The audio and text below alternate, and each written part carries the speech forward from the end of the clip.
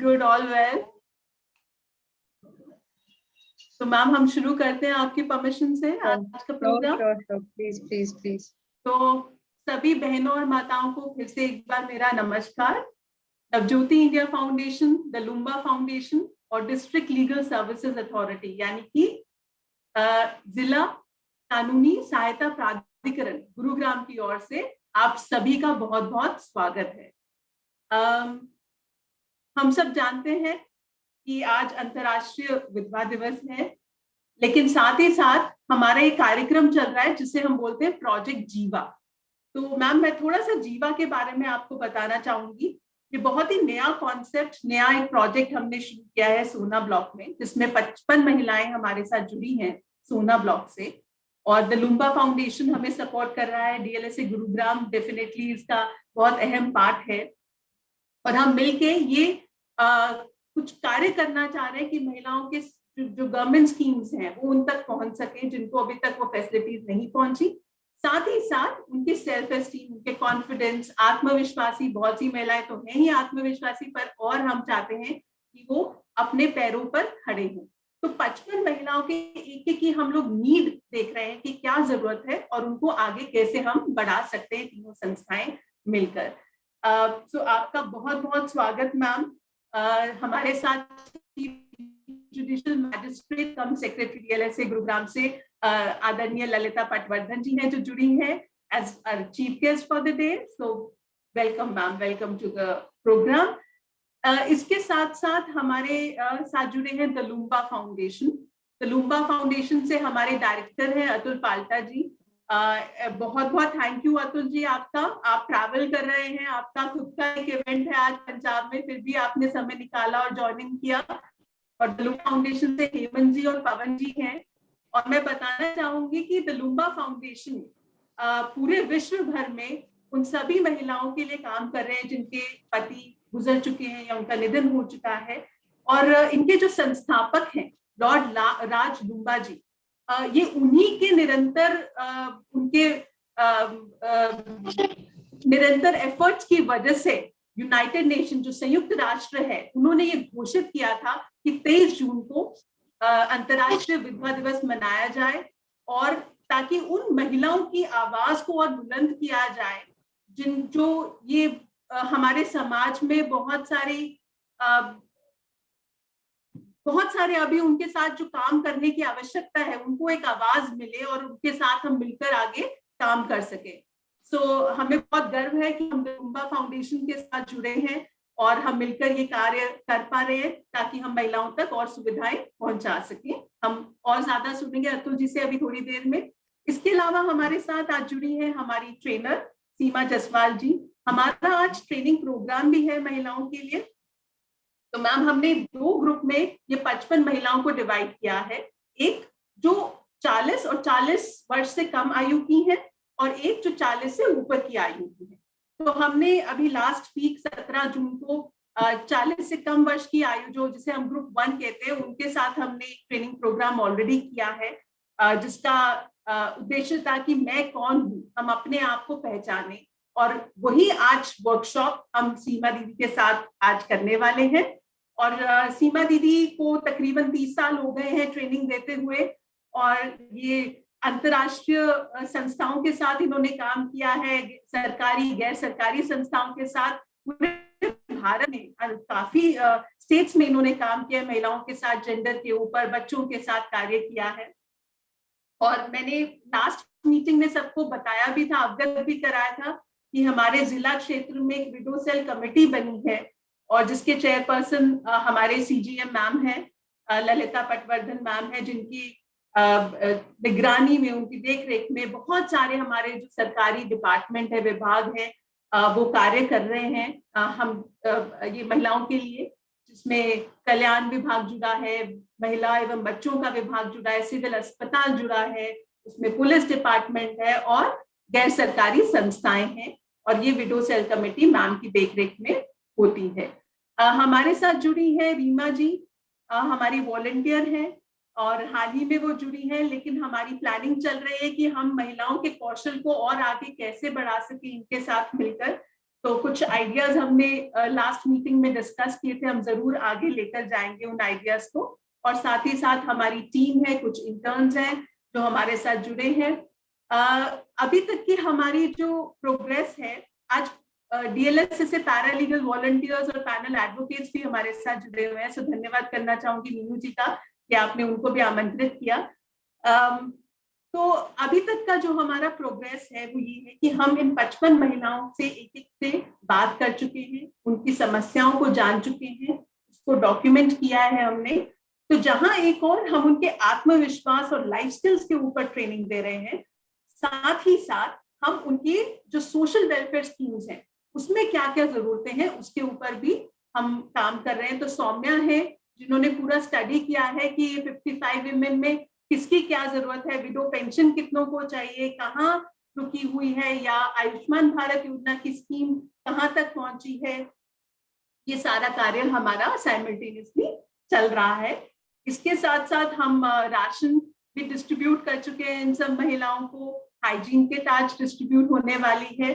तो निरंतर ये कोशिश हमारी है कि हम तीनों संस्थाएं, डीएलएसए गुरुग्राम, तलुम्बा फाउंडेशन और नवज्योति इंडिया फाउंडेशन, हमारे सोना ब्लॉक में इस कार्यक्रम को, प्रोजेक्ट जीवा को आगे लेके जाए। इससे पहले मैं मैम से रिक्वेस्ट करूं, मैम मैं चाहूंगी कि हमारी दो महिलाएं आपके सामने कुछ अपने विचार रखें, क्योंकि अंतर्राष्ट्रीय विधवा दिवस का जो उद्देश्य था लॉर्ड राजउम्बा जी का, वो यही था कि महिलाओं को एक आवाज मिले। बबीता अगर हमारे बीच में है तो बबीता के बारे में मैं बताना चाहूंगी। बबीता को पिछली बार मौका मिला था, तो मैं बहुत संक्षिप्त में बबीता के बारे में बता देती हूँ। ये हमारी नवज्योति इंडिया फाउंडेशन के साथ जुड़ी, इनके 2 छोटे बच्चे हैं। बबीता आप थोड़ा आगे आ जाएंगे कैमरे की तरफ, और बैठना होगा आपको ताकि हम आपको देख सकें। तो बबीता अभी 2 महीने पहले ही हमारे साथ जुड़ी थी, और इनको हमने स्किल्स दी, हमने इनको स्टिचिंग के ऊपर थोड़ी और उनके अपस्किल किया, उनके हुनर को और तराशा, और आज ये हमारे साथ जुड़कर तकरीबन 10 से 11 हजार रुपए महीने के कमा लेती हैं।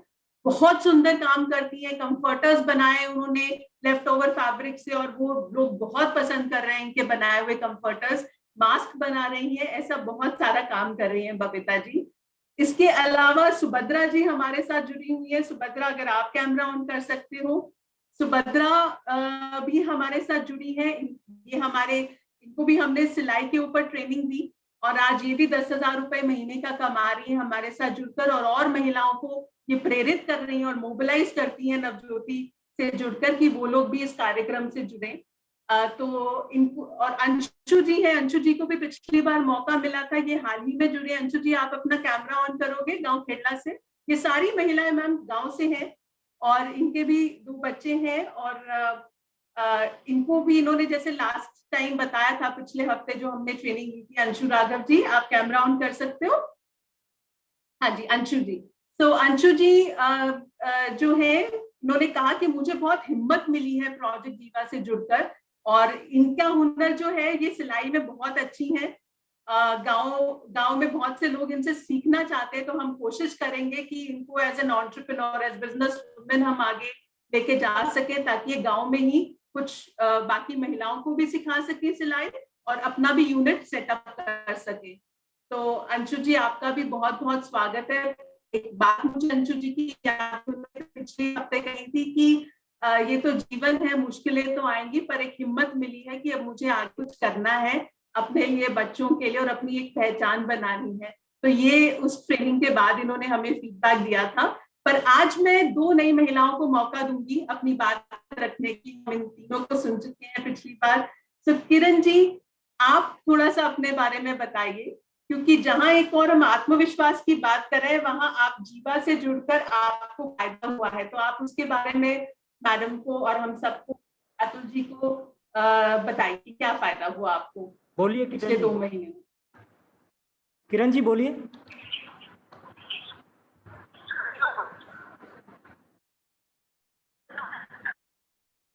किरण जी बोलिए।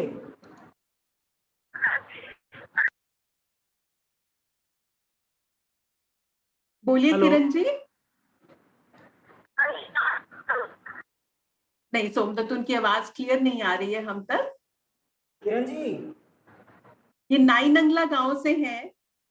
बहुत सी महिलाएं ऑनलाइन हमारे साथ जुड़ी हैं। हम काफी महिलाओं को जूम से हमने में यही काम किया कि हमने जूम से कनेक्ट किया, उनको जूम डाउनलोड करना सिखाया और जूम से कनेक्ट करना सिखाया, पर उनके शायद ऑडियो में प्रॉब्लम है।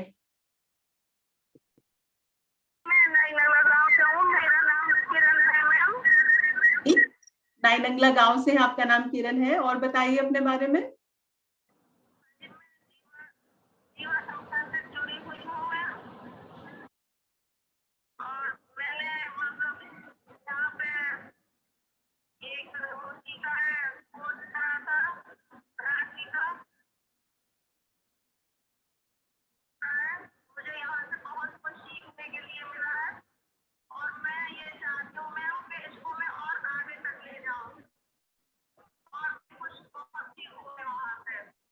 और मुझे बहुत अच्छा लगता है। मैं जब ज्योति आती हूँ मुझे बहुत कुछ सीखने को मिलता है। आपने राखी और ज्वेलरी बनाना सीखा। आप सैंपल दिखा सकते हो सोमदत्त कैमरा में इनके बनाई हुई ज्वेलरी का। और क्योंकि राखी आने वाली है तो इसका हम पूरा प्लान बना रहे हैं कि कैसे हम मार्केट कर सकते हैं। सिल्क के धागों से बनाई है इन्होंने राखी। थोड़ा क्लियर नहीं है सोमदत्त, बट ये राखी बनाई है, ज्वेलरी बनाई है इन्होंने, और सिल्क थ्रेड से, सिल्क के धागे से हमने इन्हें राखी बनाना सिखाया है। और क्या फायदा हुआ? तो एक तो ये हुनर सीखा आपने किरण जी, और क्या फायदा हुआ?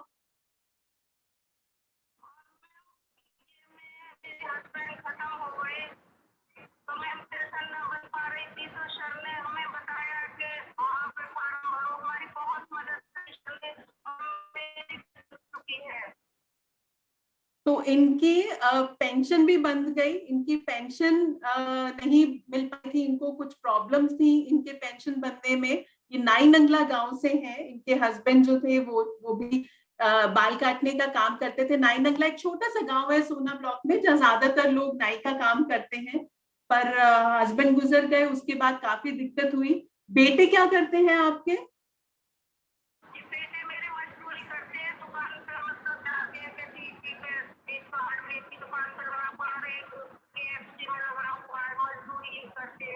तो बेटे काम पे जाते हैं, पर मजदूरी करते हैं दुकान पे किसी की। और इनके हमने हमने इस जीवा प्रोजेक्ट के माध्यम से सोशल वेलफेयर डिपार्टमेंट को अप्रोच किया। वहां सुरेश तनेजा जी हैं, उनको इनकी दिक्कत बताई और उन्होंने जैसे जैसे गाइड किया ये वहां तक गई और उनका ये विडो पेंशन का काम हो गया। तो आपकी पेंशन आ गई?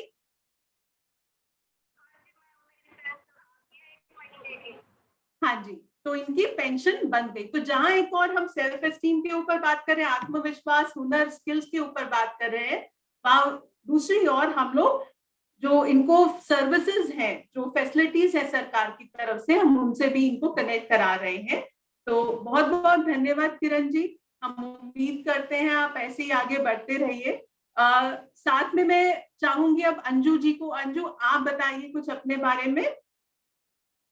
अंजू जी भी अभी हाल ही में जुड़ी है। पूरा प्रोग्राम केवल 2 महीने में ही शुरू हुआ है हमारा। तो मैं चाहूंगी अंजू जी आप बताइए अपने बारे में कुछ। अंजू जी अनम्यूट करो, आप स्पीकर बना है उस पे दोबारा से एक बार हाथ लगाओ स्क्रीन के ऊपर।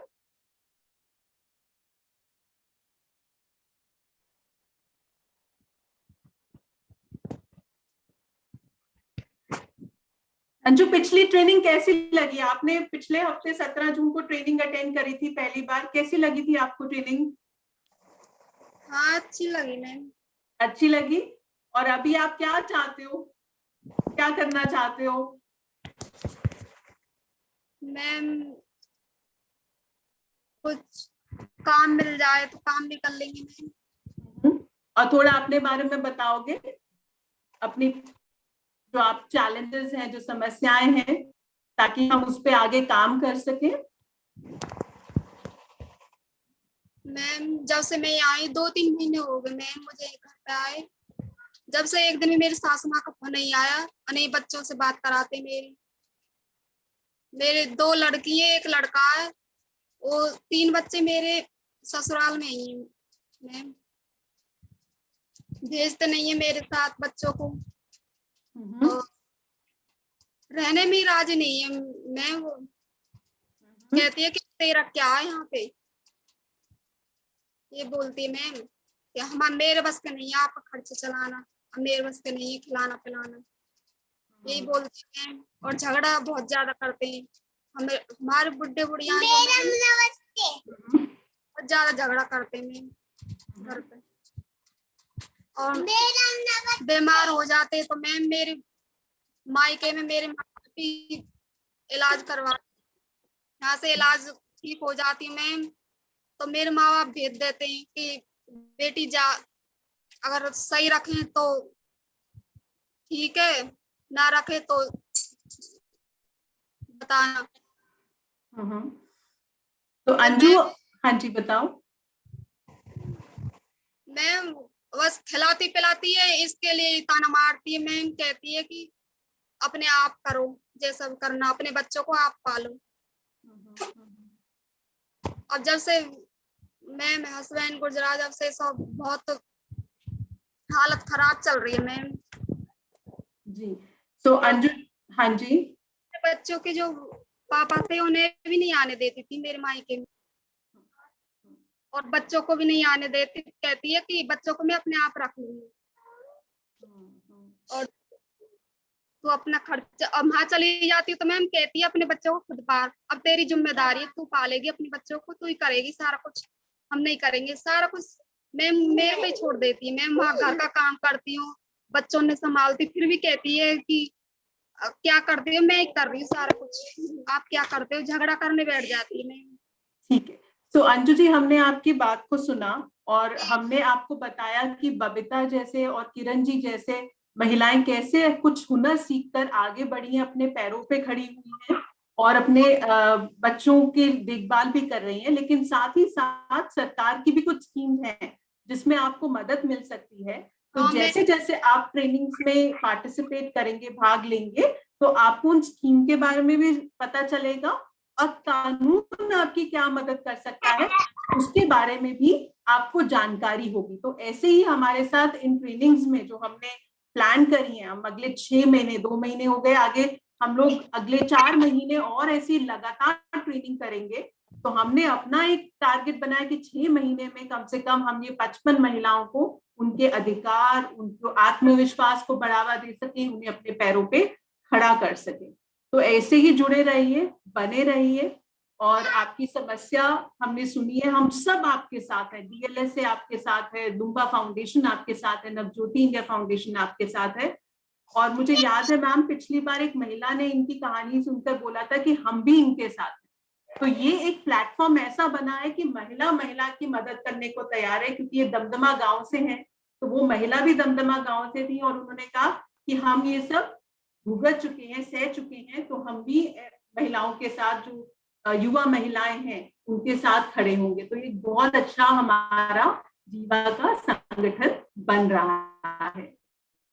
तो एक और चीज मैं बताना चाहूंगी, सौम्या और हमारे कुछ इंटर्न्स पूरा सर्वे कर रहे हैं। एक कानून है जबकि प्रॉपर्टी राइट्स के ऊपर, लेकिन हमारे सर्वे में हमने पाया कि 5 सिवाय एक के, भद्रा जी के नाम पे है खुद की प्रॉपर्टी, उसके अलावा किसी भी महिला के नाम पे कोई प्रॉपर्टी नहीं है। जबकि कहता है कि अगर महिला दोबारा शादी भी कर लेती है तो भी उनका अधिकार है प्रॉपर्टी। तो हम चाहेंगे कि आने वाले समय में पैनल एडवोकेट्स उनके बारे में भी हमारी महिलाओं को जानकारी दें। टीम का कोई फैसिलिटी अभी नहीं है। विडो पेंशन डेफिनेटली हमारी प्रायोरिटी है, जो रिजल्ट्स आने शुरू हो गए हैं, मिल रही है, पर आने वाले टाइम में ये स्कीम्स के ऊपर भी हम काम करेंगे। मैम मैं चाहूंगी कि आप प्लीज कुछ शब्द कहें और इन महिलाओं को मोटिवेट करिए। I am audible to you Chandni? Alright, yes ma'am. मैं सबसे पहले तो आप सबको आपके हौसले के लिए, हौसला रखने के लिए और आगे आने के लिए, अपने घरों से बाहर निकलने के लिए और नवज्योति फाउंडेशन और लुम्बा फाउंडेशन के साथ एसोसिएट होने के लिए, उनके साथ मिलके काम करने के लिए आपको बधाई देना चाहती हूँ और आपके हौसले की भी दाद देना चाहती हूँ। और साथ ही आपको ये भी बताना चाहती हूँ, जैसे आपको अभी चांदनी ने बताया ही है कि विधिक सेवा प्राधिकरण जो है डिस्ट्रिक्ट लेवल पे, वो सदैव आपके साथ है। आपको कोई भी कानूनी शिकायत है, घर में कोई परेशानी हो रही है या कोई कष्ट है जो आपको लगता है आपको नहीं सुना जा रहा है, आपको सुना जाना चाहिए, आपको किसी वकील की जरूरत है, किसी भी तरह की मदद की जरूरत है, तो आप चांदनी मैडम के थ्रू या अपने आप कैसे भी, जैसे आपको इच्छा हो सकती है, आप हमें मेल कर सकते हैं, फोन कॉल कर सकते हैं, हमारे स्टाफ से बात कर सकते हैं, और जो भी जायज मदद होगी वो हम पूरी तरह से आपको मुहैया कराने की कोशिश करेंगे। हमारी आजादी को ऑलमोस्ट 70 साल से ज्यादा, कहीं ज्यादा हो चुका है, और इन 70 सालों में अनफॉर्चुनेटली हमने देखा कि महिलाओं की स्थिति बेहतर होने से ज्यादा बदतर होती चली गई। लेकिन अच्छी बात यह है कि बहुत सारी ऐसी स्वयं सेवी संस्थाएं हैं, जैसे नवज्योति फाउंडेशन है या लुम्बा फाउंडेशन है, वो आगे आए हैं और कोशिश कर रहे हैं अपने स्तर पर कि वो आप लोगों को आपके घर से बाहर ला सकें, आपको मेन स्ट्रीम में, समाज में आपकी जो जायज जगह है वो दिलवा सकें। मेरा आपसे बस यही अनुरोध होगा कि आप लोग अपना डर जो है उसको छोड़ के, समाज क्या कहता है, घर में लोग क्या कहेंगे, इन बातों को पीछे छोड़ के आगे आने की कोशिश करिए और कोई ना कोई बढ़िया हुनर सीखने की जरूर कोशिश करिए। अभी मुझे, जब से मैं यहाँ पर विडो सेल के साथ एसोसिएट हुई हूँ, मुझे काफी सारे कार्यक्रम, काफी सारे स्कीम्स के बारे में पता चल रहा है, जो सरकार भी चला रही है और स्वयं सेवी संस्थाएं भी चला रही हैं। और आगे हम पशुपालन विभाग आदि से भी बात करेंगे, ताकि आप लोग जो गांव में रहते हैं, कई सारे लोग पशुपालन और छोटे लेवल पर जो फार्म लगा सकते हैं, खेती कर सकते हैं, उनको हम किस तरह स्किल ट्रेनिंग दे सकें, ताकि आप अपने घरों में अपने लेवल पर अपनी कमाई खुद कर सकें और आपको किसी की तरफ मुंह देखना नहीं पड़े, किसी की मदद नहीं मांगनी पड़े। और मैं आपको कांग्रेचुलेट करना चाहती हूँ कि आप लोग आगे आ रहे हैं और कोशिश कर रहे हैं अपने आप को आगे बढ़ाने की, और मैं उम्मीद करती हूँ आप अपने साथ साथ और भी किसी महिला को जानते हो सकता है वो विधवा ना भी हो, लेकिन आपको लगता है कि उसके घर में उसको कोई तकलीफ हो रही है और आप उसकी हेल्प कर सकते हैं, उसको सेल्फ हेल्प ग्रुप तक ला सकते हैं, हमारे तक ला सकते हैं, तो मेरा अनुरोध है आप उनको हम तक जरूर लाएं, ताकि हम जो भी मदद दे सकते हैं उनकी हेल्प कर सके। Thank you so much ma'am. और जैसे हमने बताया, डीएलएस एक कड़ी है, अलग अलग डिपार्टमेंट को जोड़ के रखते हैं, तो मैडम ने अब हमें कुछ नए डिपार्टमेंट के बारे में बताया कि उन डिपार्टमेंट को भी हमारे साथ, महिलाओं के साथ जोड़ा जा सकता है, ताकि जो डेयरी में आगे बढ़ना चाहते हैं, पशुपालन में आगे बढ़ना चाहते हैं, वो कार्य सीख सके, जो खेती बाड़ी में करना चाहते हैं वो सीख सके, नर्सरी है वो काम सीख सके। मुझे याद है हमारे साथ पिछली ट्रेनिंग में 2 महिलाएं थी जुड़ी थी जो नर्सरी का कुछ हुनर जानती थी, तो ऐसे महिलाओं को हम आगे बढ़ा सकते हैं। Thank you so much ma'am आपकी गाइडेंस के लिए हमेशा। और मैम, जब भी हमारी विडो सेल कमेटी की मीटिंग होती है, मैम हमेशा नए नए आइडियाज देते हैं कि हम आगे कैसे बढ़ सकते हैं।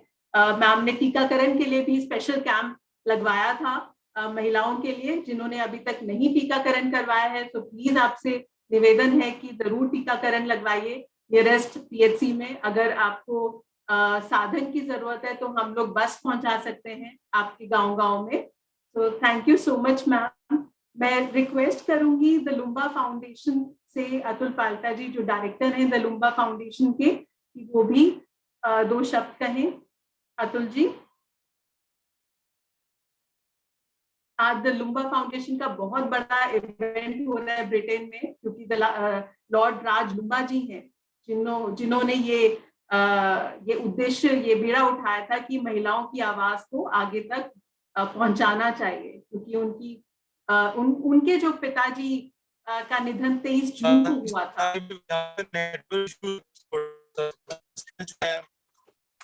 मैं हाँ जी। चांदनी जी, यहाँ पे थोड़ा सा नेटवर्क इशू है, तो मैं चाहूंगा इनकेस पवन जी या हेमंत जी मैं ज्वाइन इन कर लें, I will be able to just hear और द ऑडियो। ओके, वैसे हम आपको सुन पा रहे हैं Atul ji, although camera off है आपका, बट हम सुन पा रहे हैं क्लियरली। तो आप कहना चाहेंगे क्या मैं पवन जी को रिक्वेस्ट करूं? आई थिंक वो बेटर रहेगा, हेमंत जी या पवन जी बोले तो बेटर रहेगा, बिकॉज ना नेटवर्क इशू हो सकता है बीच बीच में। जरूर जरूर जरूर।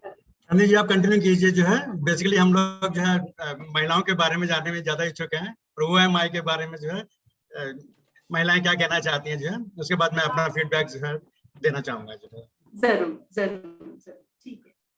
तो मैं रिक्वेस्ट करूंगी कि हम कार्यक्रम को आगे बढ़ाते हैं, आज की जो ट्रेनिंग है उसको शुरू करते हैं। मैं रिक्वेस्ट करूंगी हमारे ट्रेनर सीमा जसपाल मैम का। सीमा दीदी, अगर आप शुरू कर सके कार्यक्रम को। ये एक वर्कशॉप फॉर्म में है और बहुत खेल खेल के माध्यम से, बातचीत के माध्यम से हम इस ट्रेनिंग को आगे बढ़ाएंगे।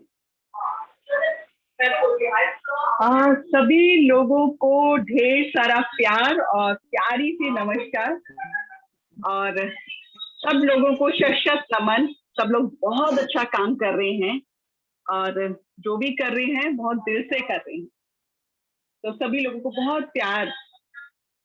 और आप लोग सब लोगों ने अपना आज कीमती समय निकाला है और आप पूरे दिन की इस छोटी सी घड़ी में आप लोग मेरे साथ हैं और मैं आप लोगों के साथ। और बस यही कहना चाहूंगी कि 2 गज की दूरी बनाए रखिए और मास्क पहन के रखिए और अपने हाथ धोते रहिए, अपने आप को सुरक्षित रखिए और एकदम स्वस्थ रहिए, और वैक्सीन लगाना बिल्कुल ना भूलिए। तो शुरू करते हैं। काफी देर से हम सब लोग बहुत सारी बातें सुन रहे हैं एक दूसरे की, तो कुछ खेल हो जाए। खेल खेलना कितने लोगों को अच्छा लगता है, कोई बताएगा मुझे? बोल के बताएगा।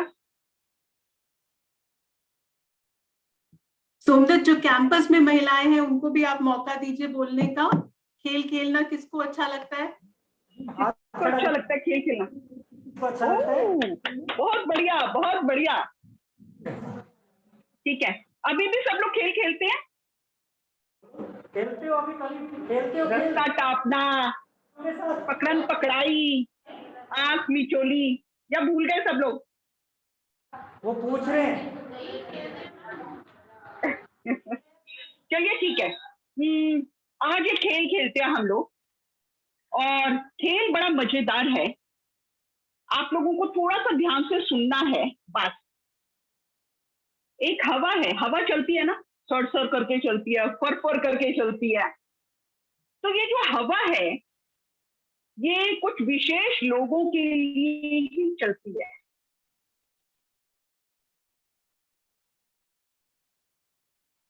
तो मैं कुछ प्रश्न आप लोगों से पूछूंगी, अगर आपके लिए वो प्रश्न सही है तो आप लोग हाथ खड़ा करिएगा, ठीक है? केवल 5 प्रश्न पूछूंगी। शुरू करूं प्रश्न पूछना? आप लोग हाथ खड़ा करें।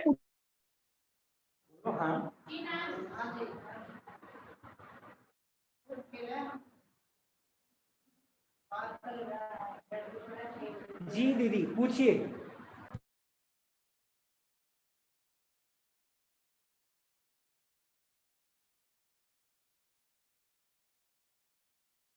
म्यूट पे हैं दीदी, आप म्यूट पे हैं दीदी। दीदी आप म्यूट पे हैं, अनम्यूट कीजिए अपने आप को। मेरी आवाज आ रही है? दीदी आ रही है। ठीक है, थैंक यू सोम। पहला प्रश्न है, हवा चली ये वहां चली जिन महिलाओं को साइकिल चलाने आती है। Ten ten ten ten ten ten. इसको साइकिल प्लीज हाथ खड़ा करें, साइकिल चलाने वाली महिलाएं।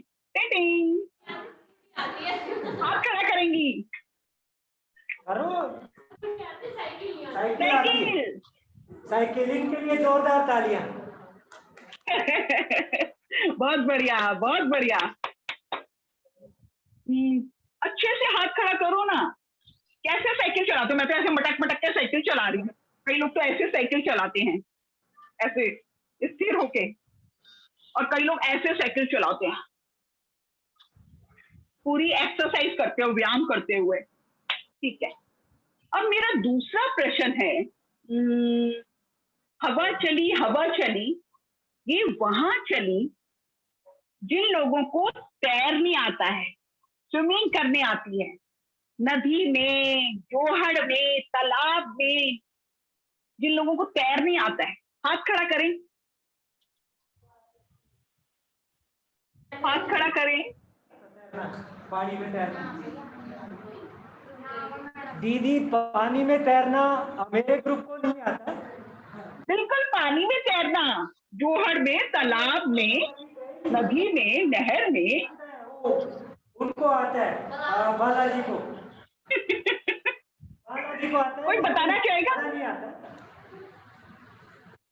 मैम मुझे आता है। अरे बताइए प्लीज, भद्रा को बताइए आता है। कैसे तैरते हो? ऐसे मैं तैरते हो, ऐसे तैरते हो? नदी में तैरती हूँ, और उसमें वो जो पॉन्ड होता है गाँव में, उसमें भी तैर लेती हूँ। बहुत बढ़िया, बहुत बढ़िया। आप प्लीज और लोगों को भी सिखाएं। अगर आपको स्विमिंग करने आता है ना, तैरने आता है, और लोगों को भी सिखाएं। बहुत बढ़िया। आपके लिए एक प्यारी सी क्लैप, साइलेंट क्लैप। अब हमारा तीसरा प्रश्न है। तीसरा प्रश्न भी बड़ा मजेदार है। हवा चली, ये वहां चली जो लोग पेड़ में चढ़ जाते हैं, बिल्कुल गिलहरी की तरह, पट पट पट पट पट पट पट, जिनको पेड़ में चढ़ने आता है। पेड़ पे किस को चढ़ना आता है? पेड़ में। बहुत अच्छा। कुछ मैम बताना मुझे आती चाहेंगे है। आप? पेड़ पे चढ़ जाएंगे। मैम मुझे भी चढ़ना आता है। अरे वाह सुभद्रा, ठीक है, ठीक है। बहुत महिलाओं कुछ को बताना आता है। चाहेंगे पेड़ में कैसे चढ़ जाते हो आप? सोमदत्त, आपके ग्रुप से कोई बताना चाहेगा कैसे चढ़ते हैं? मजा आता है कि नहीं? पेड़ में चढ़ के आम तोड़े हो या गिराए हो अपनी सहेलियों को देने के लिए। वाह। मैम हम तो नारियल के पेड़ में भी चढ़ जाते हैं। नारियल के पेड़ में? हाँ। तो आप कहाँ के हैं? हरियाणा के तो नहीं लगते। कहाँ के हैं नारियल के पेड़? मैम उड़ीसा। उड़ीसा के? अच्छा, बहुत बढ़िया। उड़ीसा में तो बहुत सारे नारियल के पेड़ हैं। वही मैं सोच रही थी कि हरियाणा में तो नारियल नहीं है। तो नारियल का पेड़ तो बहुत बड़ा होता है, कैसे चढ़ते हो आप? ऐसे पकड़ के सीधे सीधे। वाह। बहुत मुश्किल है। मैं पेड़ चढ़ जाती हूँ, लेकिन नारियल का पेड़, मेरा सपना है कि मैं उस नारियल के पेड़ में चढ़ूं। चलो, आप प्लीज सबको सिखाइएगा, अपनी दोस्तों को। एक और प्रश्न, चौथा प्रश्न। वो लोग जिनको सजना अच्छा लगता है, चूड़ी पहनना, नए नए कपड़े, और ऐसे ना, ऐसे चुन्नी को ऐसे लेना अच्छा लगता है, ऐसे साड़ी पहनना, जिनको सजना पसंद है, कोई बताएगा? किसी को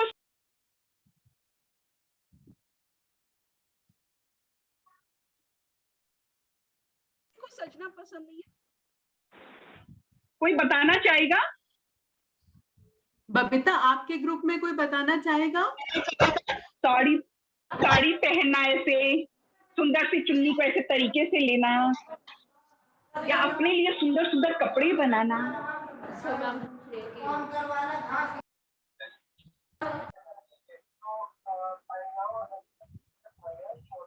तुम दीदी क्या कह रही हैं? तो दोनों हाथ खड़ा करो ना फिर। अगर सजना अच्छा लगता है सबको। मुझे भी सजना बहुत पसंद है, और खासकर इयररिंग्स पहनना बहुत पसंद है मुझे। ये जो टॉप्स होते हैं ना, लटकने वाले, कानों में, बहुत पसंद है मुझे। अब अंतिम प्रश्न, लास्ट प्रश्न,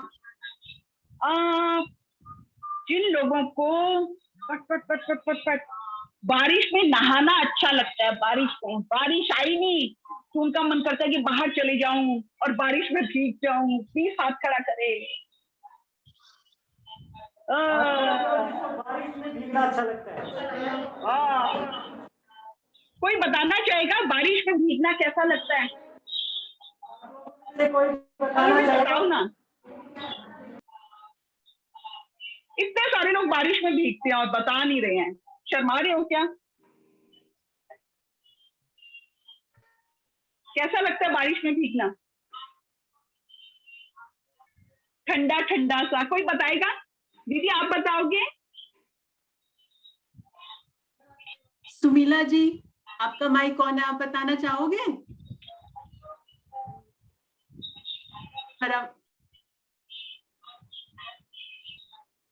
बताइए। आहा, मिट्टी की खुशबू, ठंडा ठंडा पानी, बूंदे गिरना, ऐसे पट पट पट पट ठंडी ठंडी बूंदे। हाँ जी, कैंपस से बताना चाहती है। जी बताइए। मोमबत्ती जी बोलिए। बारिश में मैम अच्छा लगता है नहाने के लिए, अच्छा ठंडी ठंडी हवा आती है, बारिश आती है, बड़ा अच्छा लगता है नहाने के लिए। हाँ हाँ, ठंडा ठंडा लगता है ना? हाँ अच्छा लगता है, ऐसे बूंदे जब गिरती है ठंडा ठंडा लगता है, और मिट्टी की खुशबू अच्छी आती है, बारिश की खुशबू, मिट्टी की, हवा की अच्छी सुंदर लगती है। बिल्कुल, हवा चलती है, हवा की आवाज, पक्षियों की आवाज, मिट्टी की सौंधी सौंधी खुशबू और बूंदों का गिरना अच्छा लगता है। ठीक है, आप प्लीज खड़े रहिए, मैं अभी आपके लिए ना बारिश पैदा कर देती हूँ, सब लोगों के लिए बारिश पैदा कर दूं अभी जून में।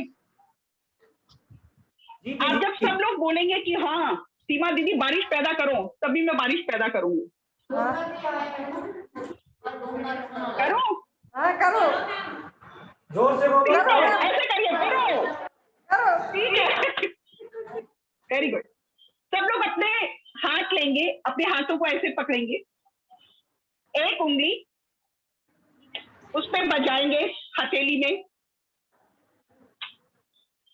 फिर दूसरी उंगली, दो उंगलियां अपनी हथेली में बजाएंगे,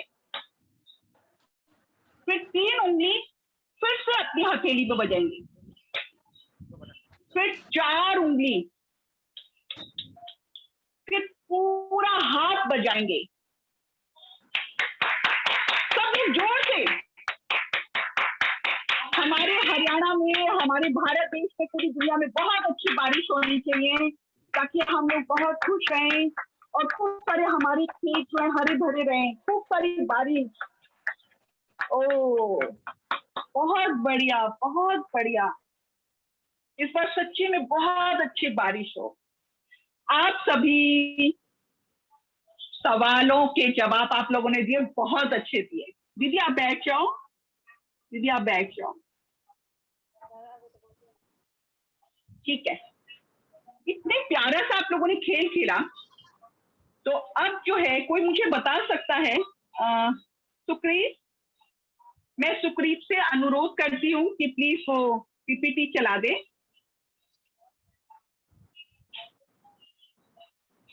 मैम मेरा वो डिसेबल किया हुआ है शेयर स्क्रीन वाला। ओके, आप वो कर दो। मनमोहन आप कर सकते हैं। जी मैं भी कर सकता हूँ।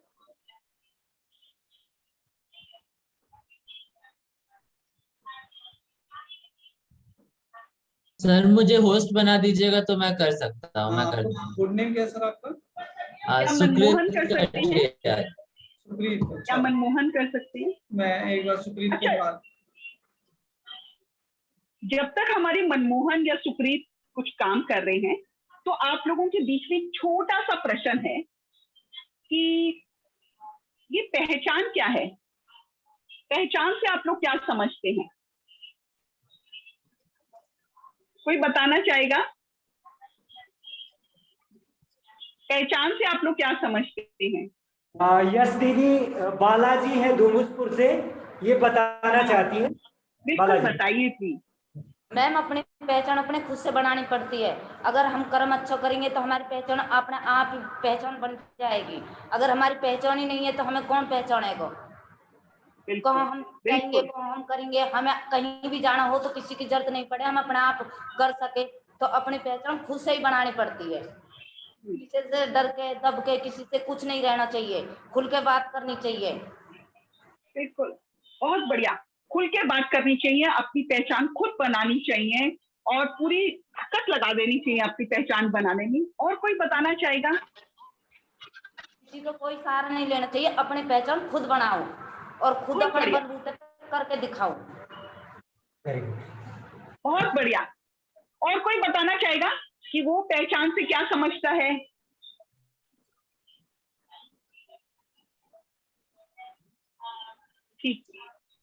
ठीक है, तो हम शुरू करते हैं एक प्यारी सी कहानी। आपको मालूम है अम्मा किसको बोलते हैं?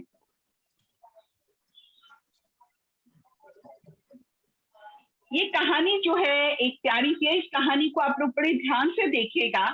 इसके आसपास जो पिक्चर है, चित्र है, उसको भी ध्यान से देखिएगा। ठीक है, ये कहानी जो है, कहानी का नाम जो है वो है अम्मा की कहानी। हमारे देश में, हमारे भारत देश में माँ को कई रूपों में उनके नाम को बोला जाता है। आई, अम्मा, माँ, बीजी, बहुत सारे, अम्मू, इतने सारी भाषाओं में माँ को अलग अलग रूपों में देखा जाता है। लेकिन माँ जो है वो माँ है और ईश्वर का रूप है इस धरती में। तो ये कहानी जो है अम्मा की कहानी है और इस प्यारी सी महिला को देख लीजिए और पीछे क्या क्या चीज है वो भी देख लीजिएगा। किस तरह के पेड़ हैं, जैसे सुभद्रा ने कहा कि उड़ीसा में नारियल के पेड़ हैं, तो यहाँ कुछ नारियल के पेड़ भी नजर आ रहे हैं। तो सेकंड वाला दिखाइएगा मनमोहन, सेकंड वाली पिक्चर। ये जो अम्मा जो होती है ये एक बारी बड़ी परेशान हो जाती है। ये कहती है मैं कौन हूं, मेरा नाम क्या है, मैं कौन हूं। और ये भागी भागी, सेकंड वाला अगला, भागी भागी अपने पति देव के पास जाती है और पति देव को कहती है मैं कौन हूं, मेरा नाम क्या है, मैं कौन हूं। पति बड़े ही उससे देखते हैं ऊपर से लेके नीचे तक अपनी पत्नी को और कहते हैं अरे तुम तो रघु की अम्मा हो। ये कहती है कि लेकिन मेरा नाम क्या है। अरे जब से शादी हुई है और फिर बच्चे हुए हैं मैं तुम्हें रघु की अम्मा ही बोलता हूँ और हमेशा तुम्हें सुनो जी, यहाँ आओ जी ही बोलता हूँ। और तुम तो मेरे पूरे गांव की सबसे सुंदर औरत हो। लेकिन ये बड़ी उदास हो जाती है। ये कहती है लेकिन मेरा नाम क्या है, मैं कौन हूं। फिर भागे भागेगे अपने बेटे के पास जाती हूँ। सेकंड वाला कर दीजिए। और बेटा जोर से माँ को आते हुए जब देखते हैं तो जोर से बोलता है अम्मा तुम कितनी अच्छी लग रही हो, तुम्हारा फूल कितना अच्छा लग रहा है। ये अपने बेटे को बोलती है रघु मैं कौन हूं, मेरा क्या नाम है। तो रघु हमेशा हंसते हुए बोलता मेरे को तो आपका नाम नहीं मालूम, आप कौन हो। बड़े भैया भास्कर जो हैं वो आपका नाम जो है वो बोलते अम्मा अम्मा अम्मा। मैं भी आपको अम्मा बोलता हूँ। आपको अम्मा मतलब तो मालूम है ना, माँ होता है। तो ये महिला बड़ी परेशान हो जाती है कि लेकिन मेरा क्या नाम है, मैं कौन हूं। तो फिर से ये भागी भागी जाती है, भागी भागी जाती हैं एक जो उनके घर में काम करती थी महिला। चेंज कर दीजिए।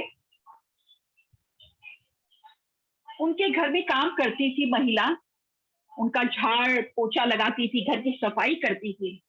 उनके पास ये महिला जाती है और कहती है कि मेरा नाम क्या है, मैं कौन हूं? तो जो घर में काम करने वाली महिला थी वो कहती है, अरे आप तो पीली कोठी वाली अम्मा हो, पीली कोठी वाली मालकिन, हम तो यही बोलते हैं आपको। कोई भी हमसे पूछता है तो हम तो यही बोलते हैं कि पीली कोठी वाली मालकिन। अब ये महिला बहुत निराश हो जाती है, बहुत निराश हो जाती है। अब कहानी को हम यही रोकते हैं और मेरे केवल आपसे 2 ही प्रश्न हैं कि ये महिला इतनी परेशान क्यों है? ये क्यों पूछ रही है बार बार, मैं कौन हूं, मैं कौन हूं, मैं कौन हूं? अरे सबने तो बता दिया कि आप अम्मा हो, पीली कोठी वाली मालकिन हो, पत्नी हो, माँ हो। क्यों क्यों पूछ रही है ये? आप कोई बता सकता है मुझे?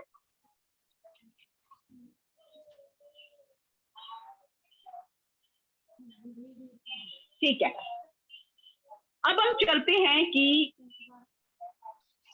ये महिला भागते हुए, बदल दीजिए, भागते हुए अपनी दोस्त के पास जब जाती हैं, दोस्त जब इनकी आती है, दोस्त एकदम दरवाजा खोलकर कहती है, अरे जया तुम कैसी हो? और ये महिला एकदम रो पड़ती है। तो जो इनकी दोस्त होती है छाया, छाया कहती है, अरे जया तुम क्यों रो रही हो?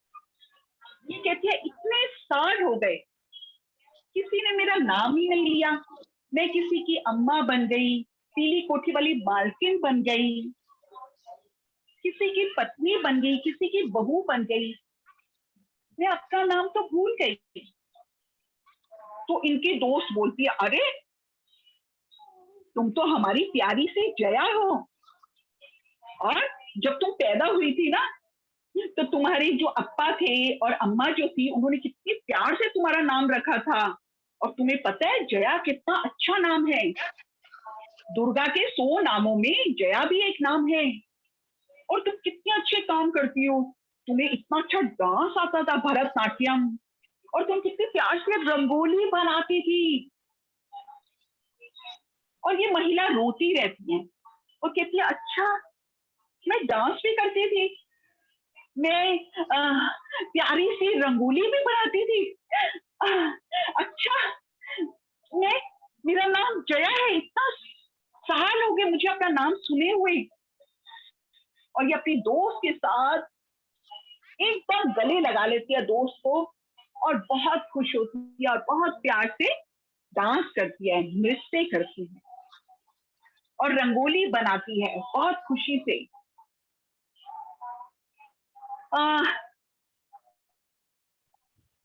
इस कहानी को अभी यही समाप्त करते हैं, इस कहानी को हटा लीजिए।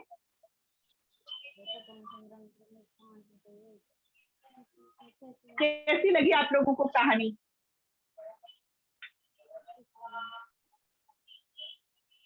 हमारी जो हमारा मैं है ना, उसमें बहुत सारे घेरे होते हैं, हमारी जिंदगी के घेरे। जैसे अंजू ने पिछली बार बोला था ना कि हमारे जीवन में सुख दुख होते हैं, बहुत सारे हमारे घेरे होते हैं। घेरे मतलब सर्कल, गोला। जैसे भगवान जी हमें पृथ्वी में, धरती में टपकाते हैं, वैसी हमारी पहचान कई चीजों में शुरू हो जाती है।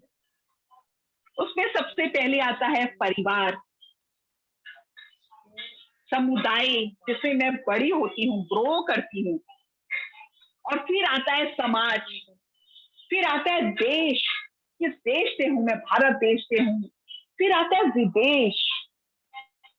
तो इतने सारे घेरों में मैं एक बीच में होती हूँ, इतने सारे घेरे में मैं, सीमा, मेरा परिवार, मेरा समुदाय, मेरा समाज, मेरा देश, और फिर इतना बड़ा घेरा विश्व। उन सब में मेरी पहचान। और सबसे खूबसूरत पहचान होती है कि जब हम पेट में होते हैं तो हमारा नाम रखा जाता है, प्यारा सा नाम, जो जिंदगी भर जब तक हम ऊपर नहीं पहुंच जाते, मर नहीं जाते, इस दुनिया से चले नहीं जाते, तब तक वो नाम हमारे साथ रहता है। क्योंकि अगर आप मेरा कोई और नाम बोलोगे तो मैं देखूंगी भी नहीं, अपनी गर्दन ही नहीं घुमाऊंगी, है ना। जैसे आप सीमा बोलोगे तो मैं कहूंगी हाँ जी मैं आ रही हूँ, हाँ जी मेरा नाम सीमा है ना। तो जैसे मैं अपना नाम बताती हूँ कि मुझे अपने नाम में हमेशा गर्व महसूस होना चाहिए।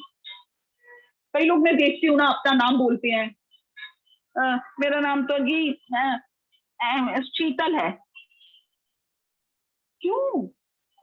हमें तो गर्व होना चाहिए कि हमारा नाम हमारी दादी ने रखा है, दादाजी ने रखा है, मेरे मम्मी पापा ने रखा है। गर्व महसूस होना चाहिए। जब कभी भी आप किसी को भी अपना नाम बताएं, एकदम गर्व के साथ बताएं और खुशी से बताएं कि मेरा नाम सीमा जसवाल है। क्योंकि मुझे बहुत खुशी होती है अपना नाम बोलते हुए, और मुझे इसलिए खुशी होती है क्योंकि मेरे नाम के पीछे एक प्यारी सी कहानी है।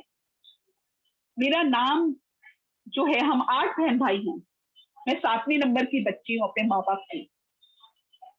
तो मुझे अपना नाम लेते हुए इसलिए खुशी होती है क्योंकि मेरा नाम मेरे सबसे बड़े भाई ने रखा, पहले नंबर के भाई। और नाम क्यों रखा सीमा? क्योंकि उस समय जो थी बहुत फेमस पिक्चर चल रही थी नूतन जी की। नूतन जी एक बहुत बड़ी अभिनेत्री हुई हैं हमारी फिल्म इंडस्ट्री में, सिनेमा में। नूतन जी ने एक पिक्चर में काम किया था, उस फिल्म का नाम था सीमा, और उस फिल्म की हीरोइन थी नूतन जी। तो नूतन जी ने उस फिल्म में बहुत ही अच्छा काम किया था और बहुत सामाजिक काम किया था। तो मेरे भाई को लगा कि मैं अपनी बहन का नाम सीमा ही रखूं। तो जब कभी भी कोई मेरा नाम बोलता है या मैं अपना नाम बोलती हूँ तो मुझे बहुत अच्छी अनुभूति होती है कि इस दुनिया में मेरे पैदा होने से ही पहले लोगों ने मुझे प्यार किया। तो नाम हमारी सबसे बड़ी पहचान। और तरह तरह के आप लोगों ने नाम सुने होंगे ना, जैसे जो सिख लोग हैं उनके नाम मिलते जुलते होते हैं। कुलदीप लड़के का भी नाम होगा, कुलदीप लड़की का भी नाम होगा, संदीप लड़की का भी नाम होगा, संदीप लड़के का भी नाम होगा। लेकिन इनके पीछे जो लगा होता है ना, सिंह, सिंह मतलब होता है शेर, और होता है कुलदीप कौर, कौर मतलब होता है शहजादी, है ना। कई लोग नाम रखते हैं राम प्यारी, राम न्यारी, है ना, राम लल्लन। तो पता चलता है कि ये लोग यूपी साइड के होंगे, है ना। राम को भज रहे हैं, कृष्ण को भजने वाले नाम गिरधारी, तो ये शायद केशव, ये शायद गुजरात से बिलोंग करते हैं। शंभू, शंकर, ये शायद पहाड़ी इलाके के लोग हैं। और कुछ नाम ऐसे होते हैं जैसे अनुराधा, जया, विजया, देवी देवताओं के नाम और हीरो हीरोइन के नाम। तो ये नाम हमारी पहचान बनते हैं। तो मुझे अभी तक याद है कि राजस्थान में जब मैं महिलाओं के साथ काम कर रही थी तो एक महिला ने बड़े उससे बोला कि मेरा नाम ना आचुकी है। तो मुझे बड़ा प्राउड फील हुआ कि अरे कितना प्यारा नाम रखा है इसके मम्मी पापा ने। तो उसने बड़े गुस्से में बोला, सीमा मैम मेरा नाम इतने प्यार से नहीं रखा गया क्योंकि मैं 8वीं औलाद थी और 8वीं लड़की। तो मेरे डैडी ने कहा आ चुकी, फिर से आ चुकी। तो उसको अपने नाम से खुशी नहीं, लेकिन हमें अपना नाम लेते हो हमेशा खुश होना चाहिए कि ठीक है। कई लोग हमारा प्यार से नाम रखते हैं, कई लोग ऐसे ही रखते हैं। तो अपने नाम को हमेशा प्यार से बोलिए क्योंकि वो आपकी सबसे बड़ी पहचान है। कभी भी डरते हुए, आंखें नीचे करते हुए कभी मत। अब पहचान में एक और आता है उम्र, कि आप किस साल के हो, कितने साल के हो, 25 साल के हो, 50 साल के हो, 45 साल के हो। तो उम्र से भी पता चलता है कि ये बाल्यावस्था का बच्चा है, ये किशोरावस्था है, ये युवावस्था है, ये प्रौढ़ है, ये बूढ़े हैं। तो उम्र से भी हमें काफी कुछ पता चलता है कि अगर सफेद बाल है तो हमें पता चल जाएगा। अभी तो मैंने डाई लगा रखी है ना, पिछली बार मैं सफेद बालों में थी, तो आपको पता चल जाएगा कि ये जो सीमा दीदी है ना, ये 50 से 60 के बीच के होगी, है ना। बालों से, हमारी उससे, उम्र से, उम्र में हमारे ये भी आता है कि हमारी सरकार उम्र के हिसाब से हमें क्या क्या देती है। जैसे लड़कियों की उम्र 18 साल की है तो वो शादी कर सकती है, लड़के 21 साल की उम्र में शादी कर सकते हैं। और वोट, आप सरकार चुनने का अधिकार जो है आपको 18 साल की उम्र में मिलता है। और दारू पीने का भी उम्र है हमारे देश में, कई जगह 21 साल है, कई जगह 24 साल है, कई जगह 25 साल है। तो उम्र से भी हमारी पहचान होती है कि हम बच्चे हैं, युवा हैं, जवान हैं, प्रौढ़ हैं, या किशोरावस्था में है, या बूढ़े हो गए। तो उम्र से भी आप काफी कुछ पता लगा सकते हैं, अपनी पहचान कर सकते हैं। एक होता है लिंग, मतलब मैं कौन हूं, मैं लड़की हूं, लड़का हूं, औरत हूं, आदमी हूं, क्या हूं, ये भी आपकी पहचान होती है। और एक सबसे महत्वपूर्ण पहचान आपकी होती है कि आप बाहरी रूप में कैसे नजर आते हो। मोटे नजर आते हो, पतले नजर आते हो, हैं, गोरे नजर आते हो, काले नजर आते हो, कैसे नजर आते हो। आपके बाल काले हैं, सफेद हैं, भूरे हैं, आपकी आंखें बड़ी बड़ी हैं, छोटी हैं, मोटी हैं, आपके गाल कैसे हैं, हैं? आपके हाथ छोटे हैं, पतले हैं, मोटे हैं, ये भी आपकी बहुत तगड़ी पहचान है अपने आप से। और एक पहचान होती है जो हमें समाज हमारे लिए डिसाइड करता है, समाज, है ना, सामाजिक पहचान। उसमें आता है कि आप किस परिवार के हो, है ना। आपका परिवार संयुक्त परिवार है जिसमें बहुत सारे लोग हैं, या एकल परिवार है जिसमें मम्मी पापा और आप लोग हो। आपका परिवार की रुतबा है समाज में, आपके परिवार को समाज किस नजर से देखता है, वो भी आपकी एक खूबसूरत पहचान है। और एक आपकी होती है भौगोलिक पहचान। जैसे मुझे याद है कि हमारे कॉलेज में 3 लड़कियां थी, एक राजस्थान से थी, बीकानेर की लुनकरण सर से, एक पहाड़ी जगह से थी, जम्मू से थी, और एक जो थी वो हमारी यूपी साइड की लड़की थी, इलाहाबाद की। तो इलाहाबाद वाली लड़की जो थी सुबह सुबह उठकर फटाफट नहा लेती थी, क्योंकि उसको आदत थी, क्योंकि इलाहाबाद में गंगा मैया इतना बहरी है तो सबको आदत है सुबह शाम नहाने की। और खूब पानी बर्बाद करती थी वो, उसको बर्बाद ही कहूंगी, सॉरी। लेकिन उसके लिए गंगा मैया इलाहाबाद में बहरी है तो उसके लिए पानी की कोई कमी नहीं है, वो आराम से पानी का यूज करती। लेकिन बंदी थी जो हमारी दोस्त थी बीकानेर की, बीकानेर में लुनकरण सर है, तो लुनकरण सर की जो वो बंदी थी वो क्या करती थी, वो एक बाल्टी से नहा भी लेती थी और जो उसने पहने हुए कपड़े होते थे उनको भी धो लेती। और जो पहाड़ी इलाके से आई हुई दोस्त थी हमारी, वो तो आराम से 2-2 दिन बाद नहाती। तो भौगोलिक क्षेत्र से भी हमारी पहचान होती है। पहाड़ी इलाके के लोग हैं तो 1 या 2 दिन बाद छोड़ के नहाएंगे, इलाहाबाद के लोग हैं तो उधर पानी खूब सारा है तो खूब सुबह शाम नहा रहे हैं, रेगिस्तान के है तो उनको पानी की वैल्यू मालूम है तो वो पानी का सही इस्तेमाल करते हैं। तो कहने का मतलब है कि वो भी हमारी पहचान है, हमारे नैन नक्श, हम कैसे दिखते हैं, ये भी हमारी पहचान है। और एक पहचान होती है कि आपके दोस्त कैसे हैं, है ना। दोस्त कैसे हैं आपके? दोस्तों से भी आपकी बहुत पहचान होती है। जैसे मम्मी पापा कहते हैं ना, अरे तेरा ये एक दोस्त कैसा है, इतना आवारा सा है, और मम्मी पापा का ये भी बोलते हैं, हाँ अरे तुमने इससे दोस्ती की है, हाँ ये बहुत अच्छा है ना। तो दोस्तों से भी आपकी बहुत ज्यादा पहचान होती है। दोस्तों में भी आप बहुत ज्यादा फेमस होते हो। दोस्त भी आपको कई नामों से पुकारते हैं, है ना, पढ़ाकू, लड़ाकू, झगड़ालू, ये दोस्तों में भी आपकी प्यारी सी पहचान। और एक होता है कि आप किस देश से हैं, है ना। जब आप कहीं विदेश में घूमने जाते हैं तो वहां पर कोई आपके नाम को नहीं जानता, लेकिन आपके चेहरे को देखकर, आपके बाहरी रूप को देखकर वो एकदम पता लगा लेगा कि अच्छा आप भारत देश से आए हैं। तो वहां पर आपका नाम कोई मायने ही नहीं रखता, वहां पर आपकी भूमि, भारत देश मायने रखता है। और फिर होता है आपकी एक पहचान जो होती है, आपका मोहल्ला होता है।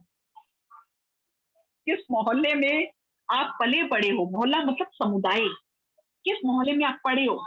जैसे मुझे बहुत गर्व महसूस होता है हमेशा बताते हुए कि मैं सरदारों के मोहल्ले में पैदा हुई और वहां पर पली बड़ी, और सरदार लोगों के वहां पैदा होने के कारण मेरे को पंजाबी बोलने आती है, समझने आती है, मैं गुरुद्वारे जाती हूँ, और हर चीज उनकी जो सेवाएं हैं, लंगर सेवा, सब कुछ मालूम है। और मुझे बड़ा गर्व महसूस होता है कि मैं सरदारों के मोहल्ले में पैदा हुई और ऐसी जगह पैदा हुई जहाँ पर मुस्लिम कम्युनिटी भी थी, मुस्लिम समुदाय भी था।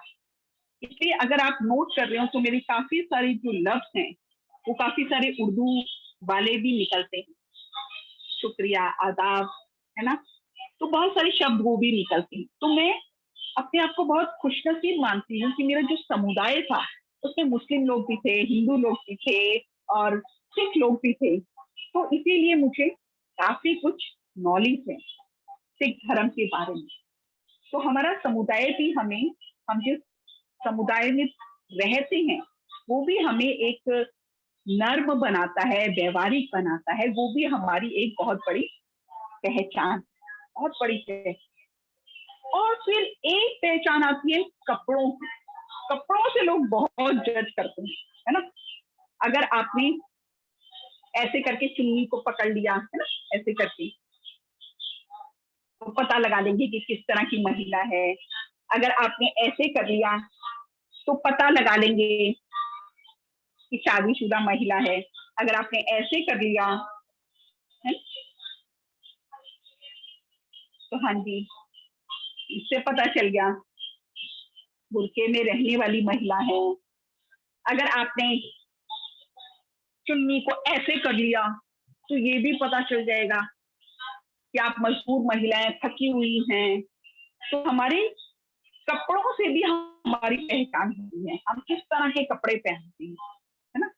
अगर आपने मैले कुचैले कपड़े पहने, पसीने से लथपथ पहने हैं तो पता चल जाएगा कि आप मेहनती महिला हैं, आप कोई घर बना रही हैं या पत्थर को कूट रही हैं। अगर आपने थोड़ी सी जीन्स पहनी है या कुछ इस तरह के पहने हैं तो आप रिसेप्शन में बैठने वाली महिला हो सकती हैं। अगर आप डॉक्टर हैं तो आपका एक पहनावा अलग ही होगा। जैसे मेरी जेठानी डॉक्टर हैं, वो हमेशा जो सूट का ये बाजू है ढीले ढीले नहीं पहनती, वो हमेशा टाइट पहनती है और ऐसे करके पहनती है, टाइट से रहे। उनकी सलवार के पोंचे भी छोटे छोटे होते हैं क्योंकि उन्हें ऑपरेशन करना होता है, ढीले ढीले नहीं होते। लेकिन जो दरवेश लोग होते हैं, जो पूजा पाठ करते हैं, है ना, वो कपड़ों को सिलते नहीं है, वो कपड़े को ऐसे ही पहन लेते हैं। तो हमें पता चल जाता है कि ये दरवेश हैं, ये ईश्वर को मानने वाले लोग हैं, ये जैन धर्म को मानने वाले लोग हैं, है ना। तो कपड़ों से भी हमारी बहुत पहचान होती है। तो आपने किस तरह के कपड़े पहने हैं वो भी आपकी पहचान है। तो उसके बाद बहुत सारी पहचान आपकी जो है वो इन चीजों से होती है। और सबसे बड़ी बात है कि धर्म, धर्म आपकी पहचान। है ना। अगर आपने लाल रंग की बिंदी लगाई है तो आप दुर्गा के उपासक हैं। अगर आपने सफेद रंग की लगाई है तो आप साईं बाबा को मानते हैं। अगर आपने उसी बिंदी को चंदन वाली बिंदी लगाई है तो आप विष्णु के उपासक है। अगर आपने 3 माथे में लगा दी तो आप शंभू को मानते हो, शंकर को मानते हो। आपका पहनावा, आपका खान पान, आप किस तरह का खाना खाते हो, इडली खाते हो, जैसे हमारे हरियाणा में बाजरे की रोटी खाई जाती है ना, मलीदा खाया जाता है। फट से आप लोगों की आंखों में चमक आ जाएगी लड्डू का नाम सुन के, या मलीदा का नाम सुन के, या बाजरे की रोटी इसका नाम सुन के। पंजाब के लोग अलग तरह का खाना खाते हैं, मक्के की रोटी, सरसों का साग, है ना, चावल। बंगाल के लोग चावल, मछली को सुन के उनकी आंखों में चमक आ जाती है। तो खाना भी एक पहचान दिखाता है।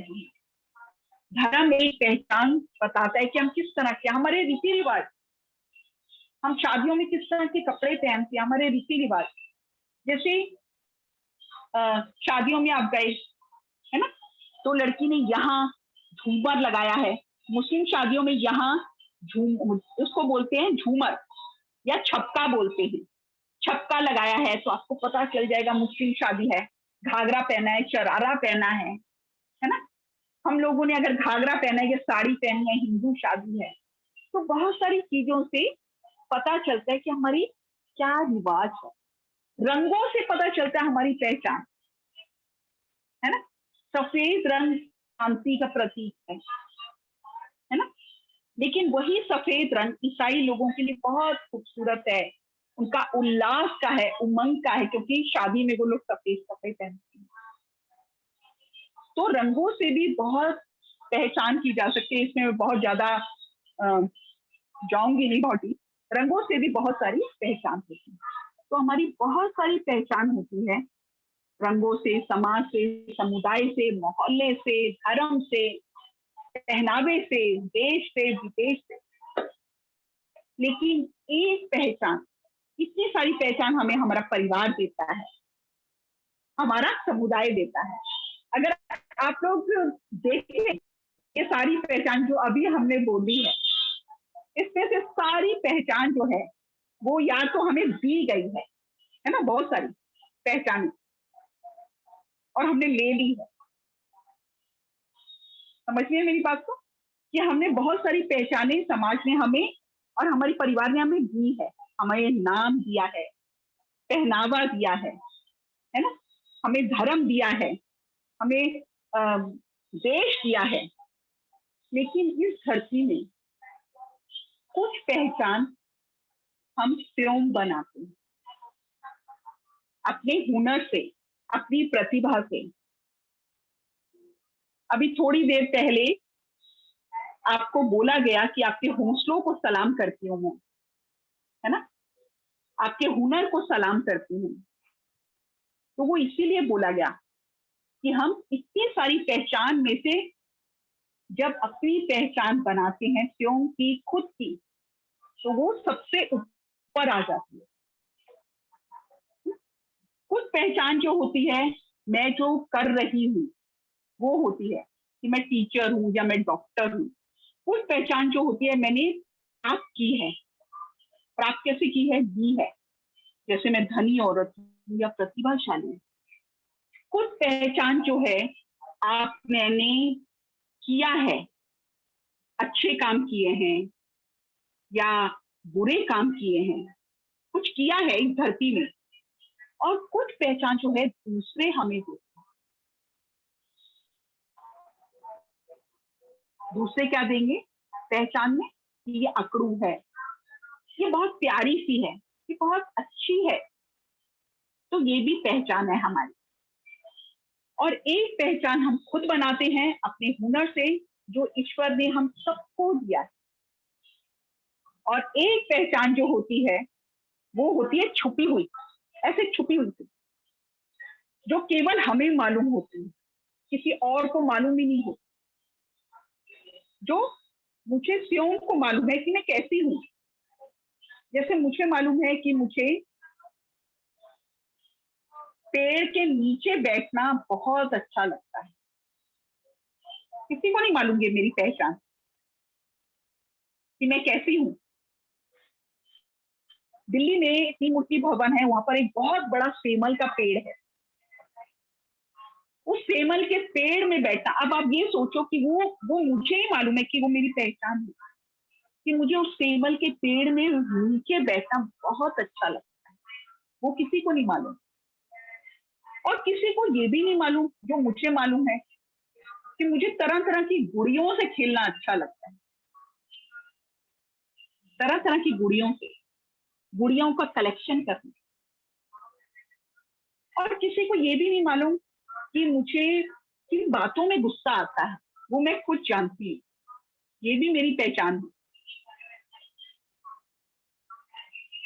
तो हमारी बहुत सारी पहचान होती है। इन पहचानों को हम अपने पास रखें कि मैं कैसी हूँ। मुझे हंसना अच्छा लगता है, मुझे लोगों से बात करना अच्छा लगता है, चाहे वो किसी भी भाषा का व्यक्ति हो, किसी भी देश का व्यक्ति हो, मुझे लोग बहुत अच्छे लगते हैं। तो ये भी मैं जानती हूँ मैं कैसी हूँ, ये भी मेरी पहचान है जो छुपी हुई है। तो ये हमारी कई तरह की पहचान है। तो आप लोगों के लिए छोटा सा होमवर्क मतलब गृह कार्य। जैसे बच्चों को गृह कार्य देते हैं ना, ऐसे में आप लोगों को भी गृह कार्य दे रहे हैं। वो गृह कार्य क्या है कि आप लोग जब अगली बार आए तो एक पेपर में प्यारी सी ड्राइंग बनाकर आए कि आपकी अपने आप में क्या पहचान है ना, जो किसी को नहीं मालूम। आप बहुत अच्छी सिलाई मास्टर हो, आप बहुत अच्छा खाना बना सकते हो, आपको बारिश में भीगना अच्छा लगता है, आप खाद बना लेते हो अपने जैविक कचरे से। मैं जैविक कचरे से खाद बनाती हूँ, मैं घर का सारा काम करती हूँ, झाड़ू पोछा बर्तन सब कुछ। जबकि किसी को वो नहीं है, सब लोग सोचते हैं मैम आपके तो बहुत सारे लोग होंगे जो काम करते होंगे, तो मैं भी हंस देती हूँ। मैं कहती हाँ बहुत सारे, क्योंकि वो मेरे को वैसे ही समझ रही है, लेकिन मैं अपने घर के सारे काम करती हूँ। तो ये भी मेरी अपने आप से पहचान है। तो आप खूब सारा, आपको चाहे ड्राइंग आए या ना आए, अब बहुत सारी पिक्चर बनाइएगा आपकी अपनी, कि मैं कौन हूँ, है ना। भगवान ने मुझे इस धरती में भेजा है, तो सच्ची में मैं कौन हूँ,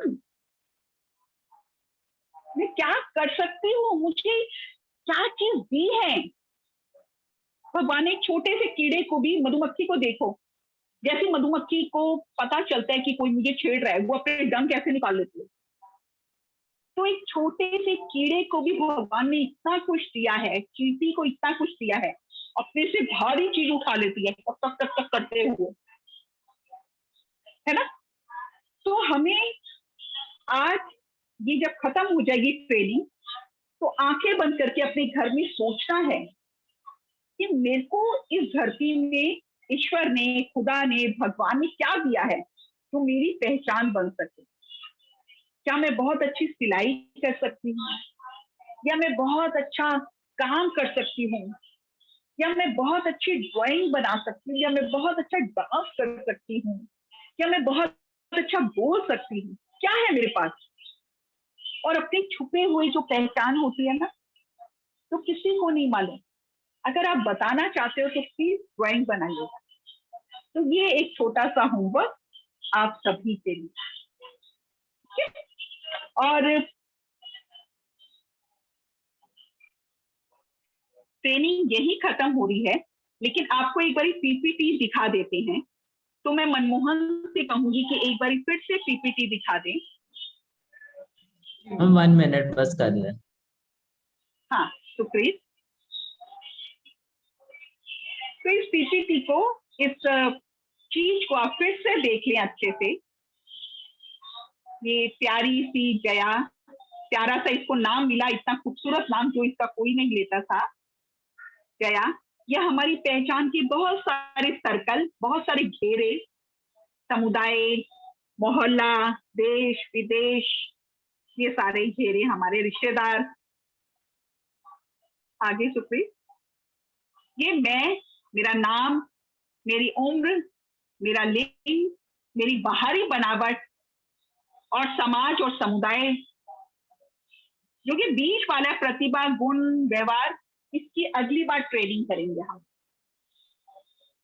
आगे पहचान एक नजर में उम्र का, लिंग का, बाहरी बनावट का। उम्र में आपकी क्या उम्र है, 50, 55, 60, ये सारा। लिंग में आप लड़का हो, लड़की हो, औरत हो, आदमी हो, अन्य हो, क्या है। बाहरी बनावट में आप मोटे हो, पतले हो, गोरे हो, काले हो, छोटे हो, मोटे हो, नाटे हो, ये सारी आपका बाहरी रूप आता है, जिसमें आपके बाल, आंखें, आपके शरीर की सब कुछ। फिर एक आता है सामाजिक, जिसमें आपकी भाषा है, आपका देश है, आपके आभूषण है, आपका धर्म है, आपके रीति रिवाज है, आपका भौगोलिक क्षेत्र है, आपका परिवार है, ये सब सामाजिक पहचान में आता है। तो इतनी सारी पहचानों में आपके हुनर भी आता है। तो आप विचार करें, सोचें घर में जाके कि आपके पास क्या हुनर है, क्या प्रतिभा है, क्या सब कुछ है जो ईश्वर ने आपको दे रखा है और किसी को नहीं। थैंक यू सुप्रीत दिखाने के लिए। थैंक यू बेटा। कोई अपनी बात बोलना चाहेगा कि उनका नाम कैसे पड़ा उनकी पहचान में? कोई भी अपनी बात, अपने दिल की बात, कोई भी। उनको पेड़ में चढ़ना कैसा लगता है, अपने बारे में। आपका नाम किसने रखा, कैसे रखा, कैसा फील होता है, कुछ भी जो भी बोलना चाहोगे। कोई हमारे कैंपस से सोमदत्त, कोई है हमारी बहन माता जो बोलना चाहेंगी? Yes sir. हाँ जी, अपना नाम, गांव का नाम बताइएगा और फिर बताइएगा जो भी आप शेयर करना चाहते हैं।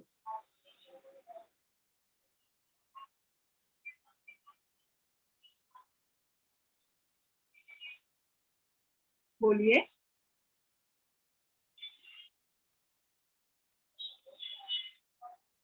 मैम बालाजी बोलेंगे। हाँ जी बोलिए। मैम अपने मायके वाला नाम बताना, गांव का नाम या ससुराल वाला बताना? पहले अपना नाम बोलो। मेरा नाम बाला है। हाँ। और मैं धूमसपुर में रहती हूँ। हाँ, आपका नाम किसने रखा? मेरे मम्मी पापा ने रखा। आपके मम्मी पापा ने। और आपको कैसा लगा आज का ये सेशन? बहुत बढ़िया लगा। बहुत बढ़िया लगा। क्या क्या सीखा आपने, कोई एक चीज? हमें देखने के लिए बहुत कुछ सीखा, क्योंकि जो हमने बचपन में खेल कूद करा वो भी आज हमें याद आ गया। कैसे हम खेलते, गिल्ली बल्ला भी खेलते हैं, हम किंटू भी खेलते हैं, पेड़ पे भी चढ़ते हैं, पानी में भी तैरते हैं। ये सब कुछ सुनकर मैम बहुत खुशी हुई हमें, क्योंकि हमारा बीता हुआ कल हमें आज दोबारा से दिखाई दिया। Very good, very good. Balaji ने बात कही कि अपना ससुराल का नाम बताओ या मायके का, तो हमें दोनों नाम बताइए, क्या नाम है? मायके का नाम तो मोहताबाद की हूँ मैं, और ससुराल का नाम धूमसपुर है। मैम गांव का नाम? गांव का बता रहे थे। आपका नाम? आपका नाम? इनका नाम बालाजी, बाला देवी। बाला नाम।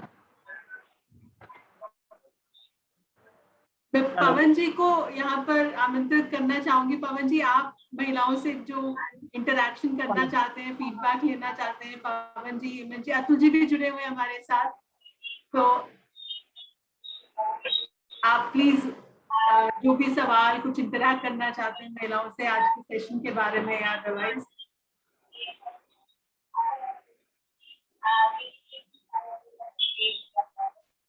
अतुल जी, मैं आपसे रिक्वेस्ट करूंगा कि महिलाओं से कुछ अगर आप पूछना चाहते हैं आप जो है तो प्लीज आप कंटिन्यू कीजिए।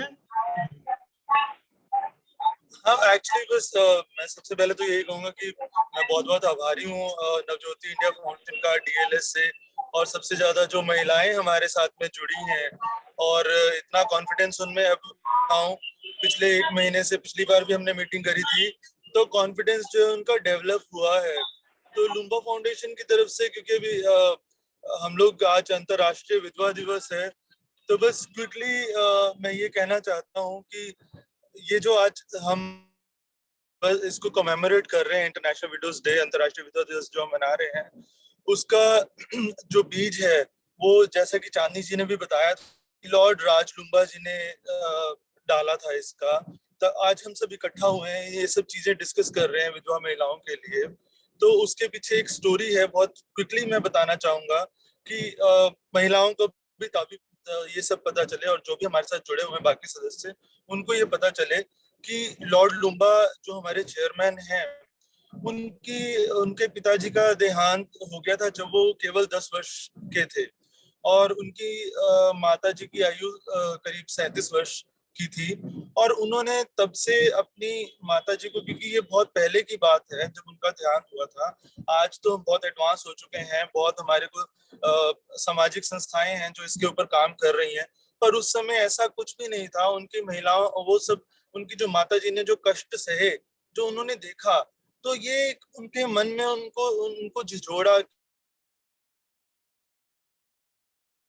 उन्होंने ये ठान लिया था छोटेपन से ही कि जब मैं बड़ा होऊंगा और मैं कुछ करने लायक बनूंगा, तो ये जो सबसे पहला मैं एक काम करूंगा, वो जो हमारे समाज की ये जो कुरीति है, बहुत बड़ी कुरीति है, विधवा महिलाओं के प्रति जो व्यवहार है लोगों का, उसको मैं सबसे पहले ठीक करने की कोशिश करूंगा। तो ये उनका जो एक प्रण था, वो उन्होंने जब उनकी माता जी की मृत्यु हुई, उसके बाद में और दृढ़ हुआ, और उन्होंने सोचा उनकी पुण्य स्मृति में एक संस्था स्थापित करने के लिए उन्होंने सोचा, जिसका जो स्थापना है वो हुई 1997 में यूके में, और फिर भारत में उसकी स्थापना हुई। और जो पूर्व प्रधानमंत्री हैं अटल बिहारी वाजपेयी जी ने, उन्होंने इसका उद्घाटन किया था।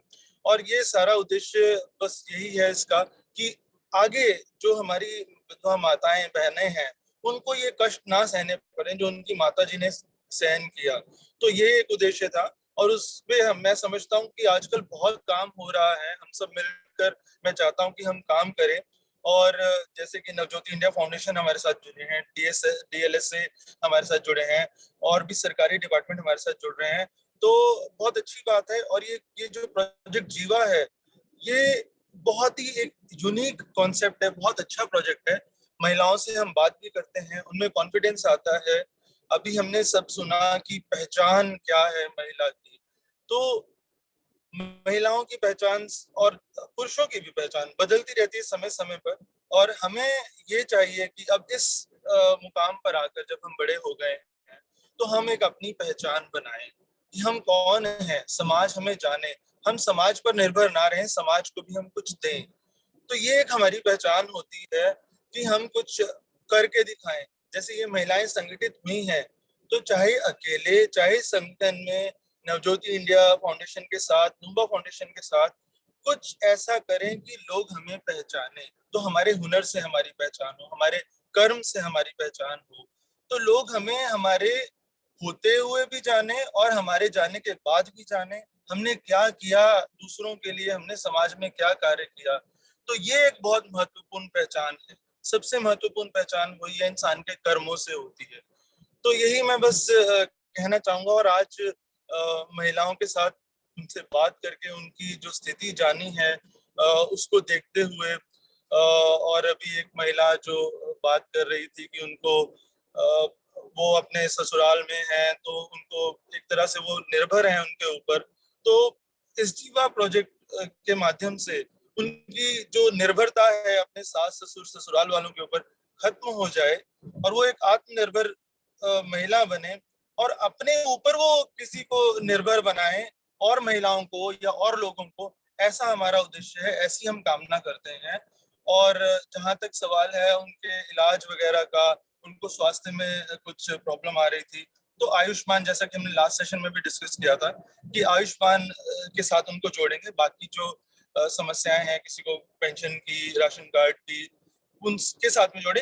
उसके साथ ही साथ हमें, जैसे उस महिला को बहन जो है हमारी, उनको प्रॉब्लम हो रही थी कि ससुराल में उनको कुछ बातें सुननी पड़ती हैं, उनके बच्चे हैं उनके साथ में, उनको एक दो वक्त के भोजन के लिए काफी बातें सुननी पड़ती हैं। तो हमें जैसे नवज्योति इंडिया फाउंडेशन मुझे पता है ऑलरेडी करता है, उनके परिवार वालों की थोड़ी सी काउंसलिंग होनी चाहिए कि ये जो है महिला पहले से ही, उनके पति ने उनका साथ छोड़ दिया, वो पहले ही उनके साथ इतने दुख हैं, उनको उनके बच्चों के भरण पोषण करना है, तो उसको और प्रताड़ित ना किया जाए। तो आई एम श्योर कि अगर हम ऐसे कुछ कदम उठाएंगे, उनके परिवार वालों से बात करेंगे, उनकी काउंसलिंग करेंगे, तो उनको भी कुछ समझ में आएगा।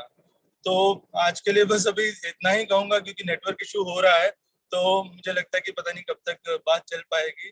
तो चांदनी जी और उनकी टीम का मैं बहुत बहुत धन्यवाद करता हूँ, और DLSA से भी जो हमारे साथ सदस्य जुड़े हैं उनका।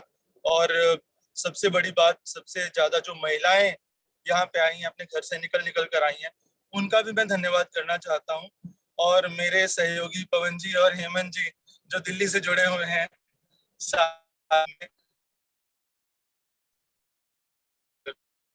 धन्यवाद Atul ji. now I will continue. चांदनी जी, सीमा जी, ललिता जी शायद हमारे साथ अभी कंटिन्यू नहीं कर पा रहे जो है। नवज्योति इंडिया फाउंडेशन टीम के सदस्य, माताएं, बहनें और मेरे साथीगण जो है, अंतर्राष्ट्रीय विधवा दिवस पे चांदनी जी ये वर्कशॉप का ऑर्गेनाइजेशन किया, दिल से जो है बहुत खुशी हो रही है। जो है पहली बार ऐसी वर्कशॉप मैंने अटेंड की जहां विडोज के साथ डायरेक्टली मैं जो है इंटरेक्ट कर पा रहा हूं, उनकी सिचुएशन को समझ पा रहा हूं, जो है उनकी वेदनाओं को, उनकी भावनाओं को जो है समझ पा रहा हूं। जो है आज का विषय सीमा जी ने काफी डिटेल में बताया, पहचान, इनकी पहचान के विशेष टॉपिक सुनते सुनते मैं अपनी पहचान भी भूल गया। जो है कि मेरे नाम से मेरी पहचान है, मेरे जो है देश से मेरी पहचान है, मेरे कर्म से मेरी पहचान है, लेकिन लुम्बा फाउंडेशन का रिप्रेजेंटेटिव हो तो आप सभी से ही मिलके ही मेरी पहचान है। विडोज के लिए हम काम करते हैं, आप सबकी खुशी में ही मेरी पहचान है। बाकी लॉर्ड लुम्बा के विषय में जो है अतुल जी ने बहुत विस्तार से बताया।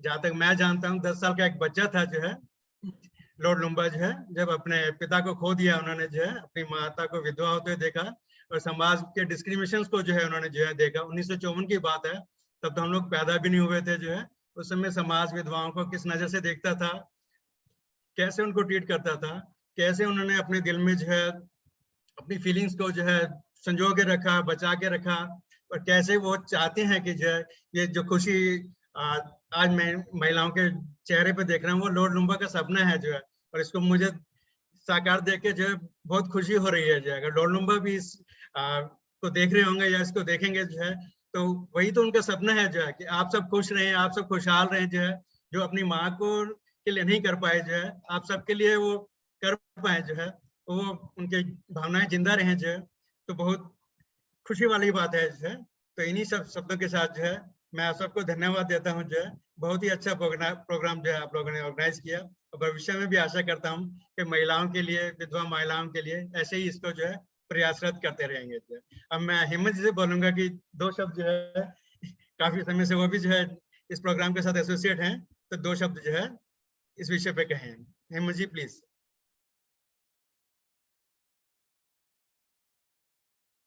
धन्यवाद जी। धन्यवाद पवन जी। धन्यवाद जी। सबसे पहले तो मुझे बहुत खुशी हो रही है इस तरह की वेबिनार को अटेंड करते हुए, और गांव से जो महिलाएं ने प्रयत्न किया, और आज विधवा दिवस के उपलक्ष्य में चांदनी जी और नवज्योति इंडिया फाउंडेशन के प्रांगण में इतना अच्छा ट्रेनिंग प्रोग्राम का ऑर्गेनाइजेशन किया है, इसके लिए ये सब लोग बधाई के पात्र हैं। चांदनी जी और आपकी एंटायर टीम को लुम्बा फाउंडेशन के रिप्रेजेंटेटिव की तरफ से आपको बहुत बहुत बधाई। और जैसा कि सीमा जी ने काफी अच्छे से बताया, इनको एनकरेज किया, उनके पढ़ाने का, उनके बताने का, बहुत ही एक साधारण भाषा में उन्होंने इनके साथ इंटरेक्शन किया और बताने की कोशिश की। और मुझे विश्वास है कि अगली मीटिंग में ये महिलाएं अपने बारे में कि मैं कौन हूँ, मैं क्या हूँ, मैं क्या करूँ, कैसे करूँ, वो तो जरूर इसको स्केच बना के लाएंगी, जिससे हमें और आपको सबको बहुत प्रसन्नता होगी और हमें लगेगा कि हम लोग एक सही दिशा में आगे बढ़ रहे हैं। और विधवा महिलाओं के साथ साथ अन्य महिलाओं को भी हम एनकरेज कर रहे हैं कि इस संस्था से जुड़े, प्रोजेक्ट जीवा से जुड़े, ताकि उनका और उनके समाज का, उनके परिवार का उद्धार हो सके। इन्हीं शब्दों के साथ मैं धन्यवाद करता हूँ आपको। Thank you all of you. बहुत बहुत धन्यवाद अतुल जी, पवन जी, हेमंत जी, आपने इतना प्रोत्साहित किया महिलाओं को। और हम भी उम्मीद करते हैं कि महिलाएं अपना होमवर्क गृह कार्य करके आएंगी। कितनी महिलाएं होमवर्क करके आएंगी, स्केच बनाकर लाएंगी? वो जो फोटो बनानी है, कि कितनी महिलाएं? मैं काफी हाथ खड़े देख सकती हूँ, हाथ खड़े हुए, सब होमवर्क करके आएंगे, है ना? ठीक है, कोई दो महिलाएं सोमदत्त बताना चाहेंगी आज का सेशन कैसा लगा उन्हें? क्योंकि हमारे बीच में रेखा सोनी जी भी आ चुके हैं और वो अभी महिलाओं को संबोधित करेंगे women and child development department से कि क्या क्या सरकारी स्कीम है महिलाओं के लिए। तो छोटा सा ब्रेक लेके हम उनका सेशन भी देखेंगे कि क्या क्या स्कीम की जानकारी है। पर उससे पहले कोई दो महिलाएं सोमदत्त कैंपस से जो बताना चाहेंगी आज का कार्यक्रम कैसा लगा, कुछ भी बात करना चाहेंगी? ललिता जी और बबीता जी, कोई भी जिन्होंने पहले नहीं बोला, हम चाहेंगे वो आए आगे बढ़ते। जिनको मौका नहीं मिला बात करने का, हम चाहते हैं वो बात करें, क्योंकि हम सबको सुनना चाहते हैं। तो हम चाहेंगे बारी बारी हम सबको सुने। तो कोई दो महिलाएं जिनको पहले मौका नहीं मिला बात करने का।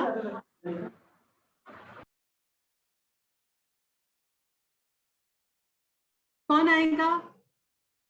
ललिता जी है। हाँ जी, ललिता खेड़ला से। ठीक है, ललिता जी को सुनते हैं। कैसा लगा आज का सेशन? अच्छा लगा। क्या अच्छा लगा?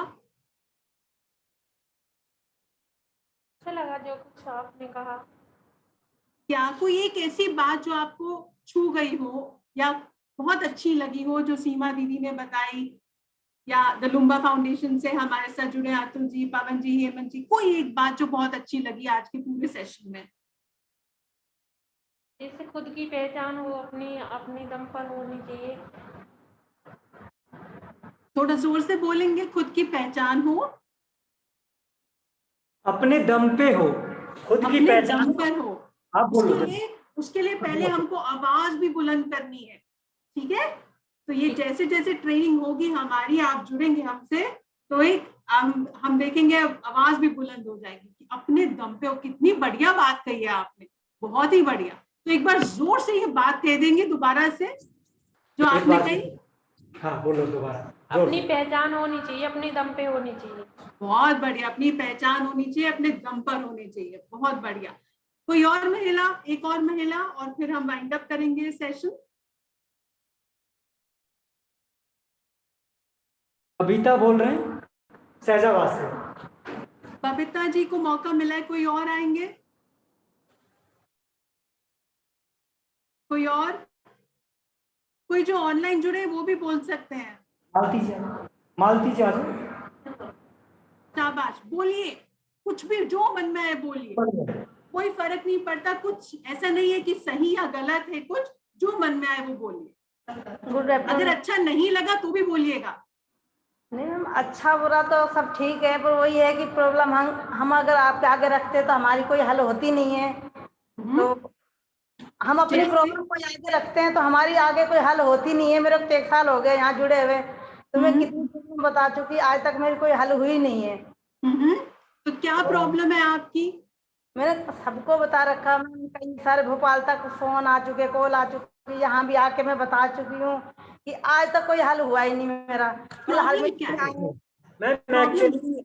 एक्चुअल में क्या है, इनका जो केस चल रहा है वो उत्तराखंड में चल रहा है, नैनीताल में, और वहां पे डीएलएसए के साथ इनको लिंक किया था। इनका प्रॉपर्टी का केस चल रहा है और बच्चों के लिए। मालती जी हैं, ये 1 साल पहले आए थे, ड्यू टू लॉकडाउन इनका डीएलएसए के साथ कनेक्ट करवाया था इनको।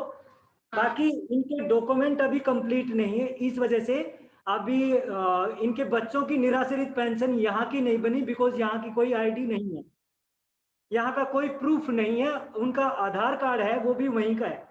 हाँ। देखो, अब आप प्रोजेक्ट जीवा से जुड़े हो, है ना? पहले तो हम लोग ने ऐसा कोई कार्यक्रम बनाया नहीं था जिसमें हम फोकस होके ऐसा कुछ कार्य करें, पर अभी आप प्रोजेक्ट जीवा से जुड़े हो और आपका केस जो है वो, उसमें हमें जाहिर सी बात है डीएलएसए की मदद लेनी होगी। नीनू मैम है और मुनमुन मैम को भी मैं देख पा रही थी, एडवोकेट्स भी जुड़े हुए हैं। तो जरूर हम समस्या का समाधान जरूर निकालेंगे। अभी हम लोग कोशिश करते हैं कि कैसे पहचान पत्र बन सकता है, क्योंकि आपका केस हरियाणा में नहीं है, अब उत्तराखंड है ना, वहां पर हुआ है सोमदत्त? उत्तराखंड में, नैनीताल। नैनीताल। और बच्चों का है? जमीन का भी है, बच्चों का, बच्चे भी उन्होंने रख लिया, जमीन भी, और कोई हिस्सा कुछ दिया नहीं मुझे। बच्चे भी उनके साथ है और जमीन भी नहीं दे रहे। तो मैं मीनू मैम से रिक्वेस्ट करूंगी कि किसी एडवोकेट के साथ कनेक्ट कराएं, जैसे सीजे मैम ने बोला था कि महिलाएं आगे आ सकती हैं और अपना उनका फ्री में केस होगा ये। तो मुनमुन मैम से हम रिक्वेस्ट करेंगे कि इनके केस का थोड़ा जल्दी थोड़ा आगे बढ़ सके। तो सोमदत्त आप प्लीज कनेक्ट कर लीजिएगा डीएलएसए से और उनके केस का। हाँ जी, चांदनी मैम आप इनकी एप्लीकेशन जरा भेज देना डीएलएसए में, हम डायरेक्ट डीएलएसए नैनीताल से कोऑर्डिनेट कर लेंगे ताकि जल्द से।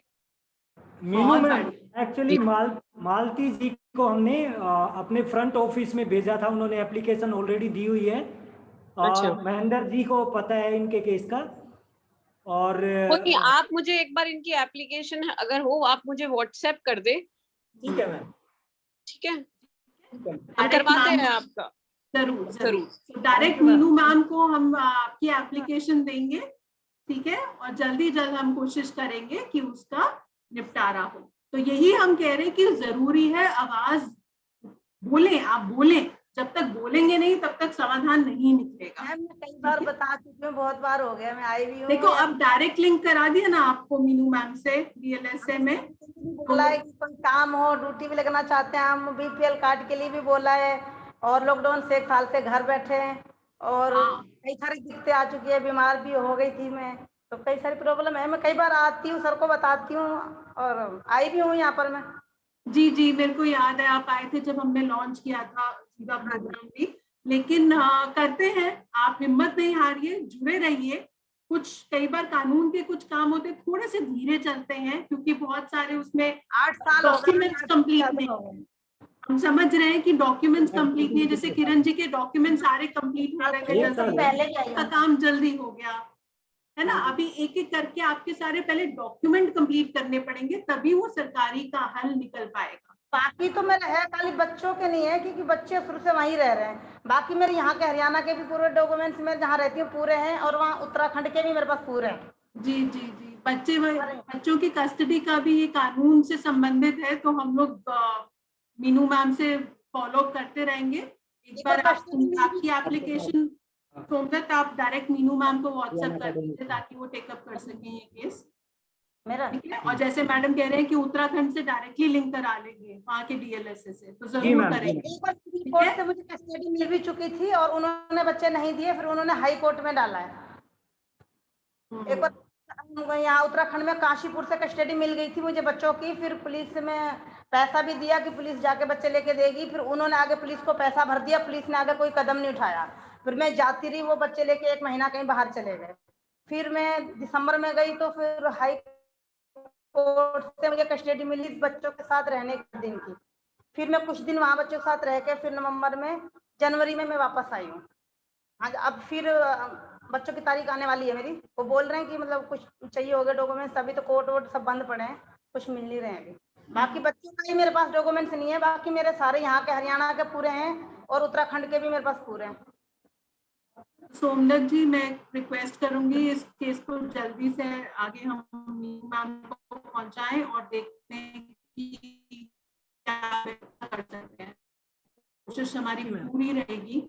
हाई कोर्ट तक आपका केस पहुंचा है, हम लोग पूरी कोशिश करेंगे कि हम गाइडेंस दें की और उसमें जरूर आपको इसका समाधान मिले। खड़े होके फिर बताएंगे कि जीवा से जुड़कर आपको ये समाधान मिला, कि सारे डिपार्टमेंट सब लोग आपके साथ। ठीक है, तो हिम्मत बनाए रखिए। 17 तारीख को मैम ये कोर्ट में गए हुए थे वहीं पे नैनीताल, और इस वजह से ये आज इनको बुलाया था ताकि इनका जो इश्यू है, इनके जो डॉक्यूमेंट है वो चेक कर लिए जाएं। जी और आप साथ के साथ व्हाट्सएप कर देना मैम को डीएलएसए में। ठीक है जी मैम। जी मैम ठीक है, बहुत बहुत शुक्रिया, बहुत बहुत धन्यवाद आपका हमसे जुड़ने के लिए। मैं सोमदत्त जो हमारे टीम मेंबर हैं, पिछले 18 साल से हमारे साथ काम कर रहे हैं, आप सब उनको जानते हैं। आपके घर भी आ चुके हैं, आपके परिवार से भी मिल चुके हैं, आपसे भी मिल चुके हैं, और बिल्कुल एक हमारे सोल्जर जिन्हें बोलते हैं उस वैसे वो कार्य करते हैं ग्रास रूट पे, गांव-गांव जाकर। तो सोमदत्त, मैं रिक्वेस्ट करूंगी कि आप वोट ऑफ थैंक्स के लिए सेशन को समाप्त करेंगे, और फिर हम रेखा सोनी मैम से रिक्वेस्ट करेंगे women and child development department से कि आपके लिए क्या क्या स्कीम्स हैं सरकार की तरफ से, महिला एवं बाल विकास के डिपार्टमेंट की तरफ से, वो आपको बताएं। जी मैम, तो थैंक यू सो मच। आज जितने भी हमारे गेस्ट लुम्बा फाउंडेशन से मिस्टर अतुल सर और पवन सर, हमारे बीच में जितने भी DLSA से चीफ जुडिशियल मजिस्ट्रेट और मीनू मैम, पैनल पे जितने भी एडवोकेट हैं उनका, हमारी जो डायरेक्टर हैं मैम चानी बेदी जी का, और जितनी भी महिलाएं हमारे साथ ऑनलाइन हैं वो भी ऑनलाइन प्लीज जुड़ी रहें, क्योंकि सेशन अभी 15 मिनट 20 मिनट का और होगा। सो मैं चाहूँगा कि वो जुड़ी रहें और जानकारी का वो लाभ उठाएं, फायदा उठाएं। सो जितने भी सदस्य आज हमारे इस कार्यक्रम में जुड़े, मैं उनका तहे दिल से शुक्रिया अदा करता हूं कि उन्होंने अपना वैल्यूएबल टाइम हमारी महिलाओं के लिए, हम सबके लिए दिया। So thank you so much and God bless you all.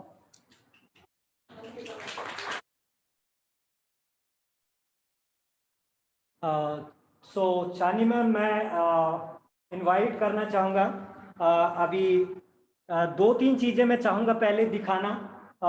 जैसा कि आपने ऑलरेडी गाइड किया था मैम कि कंफर्टर बनाते हैं, और पोस्टर भी और कंफर्टर भी, इन ताकि इन औरतों को जो ऑनलाइन ऑलरेडी जुड़ी हुई है, ताकि सबको वो चीज़ें दिखें कि ये महिलाएं हमारी जो हैं उनके हाथ में भी स्किल है। और ये बबीता जी ने बनाया। बबीता जी, मैं चाहूँगा आप भी आए या वहीं से खड़े होकर एक बार दिखाएं, वहां दिखेगा आपको। देखिए मैम, छोटे छोटे कपड़े से, कतरन से पोस्टर बना रखे इतने अच्छे अच्छे तरीके से। सो ये सब बना सकती हैं, और औरतों के अंदर ये हुनर है, ये स्किल है जो ये बनाती हैं। साथ ही साथ जैसा कि किरण जी ने शेयर किया था कि उन्होंने यहाँ पे आर्टिफिशियल ज्वेलरी बनाई थी, और ये झुमके में आई थिंक शायद ये विजिबल होंगे, अभी क्लियरली दिख रहे होंगे। तो इस तरीके की ये चीजें जो बनाती हैं महिलाएं, वो सब कर सकती हैं। और बहुत कुछ महिलाएं तो ऑलरेडी जुड़ भी चुकी हैं, जैसे बबीता जी नवज्योति के साथ जुड़े हुए हैं, सुभद्रा जी जुड़े हुए हैं, किरण जी ने यहाँ पे राखी और वो सीखा है। तो आप लोगों में से भी जो चीजें आप लोग बनाते हैं वो अपने ग्रुप पे डाल सकते हैं, ताकि आप लोगों का जो हुनर है वो हम सबको भी पता चलता रहे, और आप लोगों को आगे मार्केट भी मिल सके, आपको गाइड भी कर सके।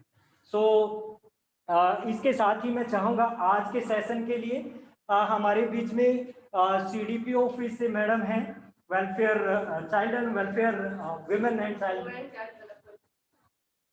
एंड चाइल्ड डेवलपमेंट ऑफिस से, सो रेखा सोनी जी हैं। एक बार जोरदार तालियां मैम के लिए। और मैं चाहूँगा कि मैम आप इधर ही आ जाएं, यहाँ पे खड़े होके करें सेशन, ताकि आपकी आवाज़ उन महिलाओं तक भी पहुँच सके जो ऑलरेडी ऑनलाइन जुड़ी हुई है। So over to you, Rekha Soni ma'am. Thank you sir. सबसे पहले मैं चांदी मैम का धन्यवाद करना चाहूंगी जिन्होंने मुझे यहाँ इस प्लेटफॉर्म पर आने का मौका दिया और मैं इन महिलाओं से मिल सकूं। उसके बाद सोमनाथ सर का धन्यवाद, जो आज अपना कीमती समय निकालकर मेरे साथ यहाँ खड़े हैं। और लुम्बा फाउंडेशन से सर सभी का मैं धन्यवाद करना चाहूँगी, और सर शुभकामनाएं देना चाहूँगी कि आप लोग हमारी महिलाओं के लिए इतने अच्छे अच्छे कार्यक्रम कर रहे हैं, इनको सपोर्ट मिल रहा है आप लोगों का। और जैसा कि सर ने बताया कि पहले जब लुम्बा सर की मदर को जो देखनी पड़ी थी परेशानियाँ, वो आज की हमारी इस युग की नारियों को नहीं देखनी पड़ रही है बिकॉज ऑफ लुम्बा सर। तो सर मैं उनके लिए क्लैपिंग करना चाहूँगी। अब मैं अपने डिपार्टमेंट की कुछ स्कीमें जो हमारी महिलाओं के लिए है उनके लिए थोड़ा सा ओवरव्यू मैं आप लोगों को देना चाहूँगी। सबसे पहली स्कीम तो आप लोग महिलाएं हैं, आपके घर में आपकी छोटी पोती होगी, आपके घर में बहू होगी, आपकी बेटी होगी, तो उनसे रिलेटेड, सिर्फ महिलाओं से रिलेटेड हमारे विभाग की कुछ स्कीमें हैं। आप उनका फ़ायदा उठाइए, आप अपने परिवार में जाकर उनको बताइए कि क्या है क्या नहीं। उनसे आपको मैं थोड़ा सा रूबरू कराऊंगी। सबसे पहली स्कीम हमारी है आपकी बेटी हमारी बेटी। हमारी छोटी बच्चियों के लिए है जिनका जन्म अब हो रहा है, जो महिलाएं एससी परिवार से है, वो इस स्कीम का फायदा उठा सकती है। फायदा क्या है कि 21,000 रुपए की राशि एक कन्या के पैदा होने पर, हम कन्या को बोझ समझते हैं ना, बोझ नहीं है कन्या हम पर, गवर्नमेंट उनके लिए बहुत काम कर रही है। तो 21,000 रुपए की राशि जैसे ही कन्या का जन्म होता है और आप इस स्कीम का लाभ उठाने के लिए ऑफिस में आते हो, तो 21,000 रुपए की राशि सरकार उसके खाते में डालती है। और जब लड़की कितने साल की हो जाएगी, 18, हमें 18 साल इंतजार करना पड़ेगा। क्यों? क्योंकि हमें 18 साल से पहले लड़की की शादी नहीं करनी है ना, कानूनन क्या है वो अपराध है, ठीक है। जैसे लड़की 18 साल की पूरी हो जाएगी तो वो राशि हमारे पास लाखों में हो जाती है, तो हम उसके विवाह पर खर्च कर सकते हैं वो राशि। तो एक गरीब परिवार को, एक गरीब माँ बाप को सहायता मिली, उसके हम पढ़ाई पर भी खर्च कर सकते हैं। यदि लड़की की शादी हम 18 के बाद नहीं करना चाहते, उसको आगे हायर एजुकेशन अच्छा देना चाहते हैं, तो वो राशि वहां पर हमारी काम आ सकती है। हमने सिर्फ क्या किया, हमने अपनी बच्ची का आपकी बेटी हमारी बेटी स्कीम का फॉर्म भरवाया। ये पहली बेटी के लिए, यदि परिवार की पहली लड़की पैदा होती है, सिर्फ एक नियम है कि वो लड़की एससी जाति या फिर बीपीएल परिवार से, सामान्य जाति वाले इसका लाभ नहीं उठा सकते पहली बेटी पर। लेकिन दूसरी बेटी पर एससी परिवार भी लाभ उठाएगा सेम किसी सुविधा का, और सामान्य जाति वाला जो हम कहते हैं ब्राह्मण कास्ट होती है, ये हमारे लिए तो कोई स्कीम नहीं है, उसके लिए 2 बेटियों पर ये स्कीम है सेम। 21,000 रुपए की राशि उसकी दूसरी बेटी को मिलेगी, पहली को नहीं। पहली बेटी को किसको मिलेगी? जो एससी परिवार से है या फिर बीपीएल परिवार से। आप थोड़ा सा समझिए, कल को आप आके ये ना हो कि आपने मैडम ऐसा बताया। एससी बेटी या बीपीएल वो हमारी फर्स्ट है, और 2 बेटी पर सामान्य जाति वाला। ये स्कीम बेटी पर भी लागू है। यदि किसी परिवार में 3 बेटियां हो जाती हैं, वो किसी भी जाति से हो, फिर एससी से हो, बीपीएल से हो या सामान्य से हो, तीनों के लिए हाँ, ये 3 बेटियों तक है। आपके घर में पोतियां होंगी, आपके बच्चियों की भी बेटियों की बेटियां होंगी, आपके अड़ोसी पड़ोसी परिवार में आप जाके ये बताइए, पूरे हरियाणा में है ये स्कीम। ये जरूरी नहीं अपने यहाँ सोना में नहीं, पूरे हरियाणा में है। स्कीम का नाम है जी आपकी बेटी हमारी बेटी के नाम से। तो 3 बेटियों तक ये स्कीम है, ठीक है। उसके बाद दूसरी है हमारी गर्भवती महिलाओं के लिए। आपकी बहुएं हैं घर में, गर्भवती बेटियां भी हैं, परिवार में वो भी गर्भवती है। उसके लिए सरकार ने क्या दिया है, 5,000 रुपए की राशि। स्कीम का नाम है प्रधानमंत्री मातृ वंदना योजना। इसमें महिला जो गर्भवती होती है उसको अपने आप को या तो अपनी नजदीकी आंगनबाड़ी में या किसी नजदीकी सीएचसी पीएचसी जो आप कह सकते हो, डॉक्टर जो सरकारी अस्पताल होते हैं, उसमें जाके अपने आप को रजिस्टर्ड कराना पड़ता है, अपना नाम लिखवाना होता है कि जी मैं गर्भ से हूँ और मेरा नाम आप इसमें दर्ज कर लीजिए। तो महिला को 3 किस्तों में वो राशि मिलती है 5,000 रुपए की। पहली किस्त जैसे ही आपको पता चले कि आपकी बहू या आपकी बेटी उम्मीद से है, आप अपनी नजदीकी आंगनबाड़ी में जाइए और उसका रजिस्ट्रेशन करा दीजिए।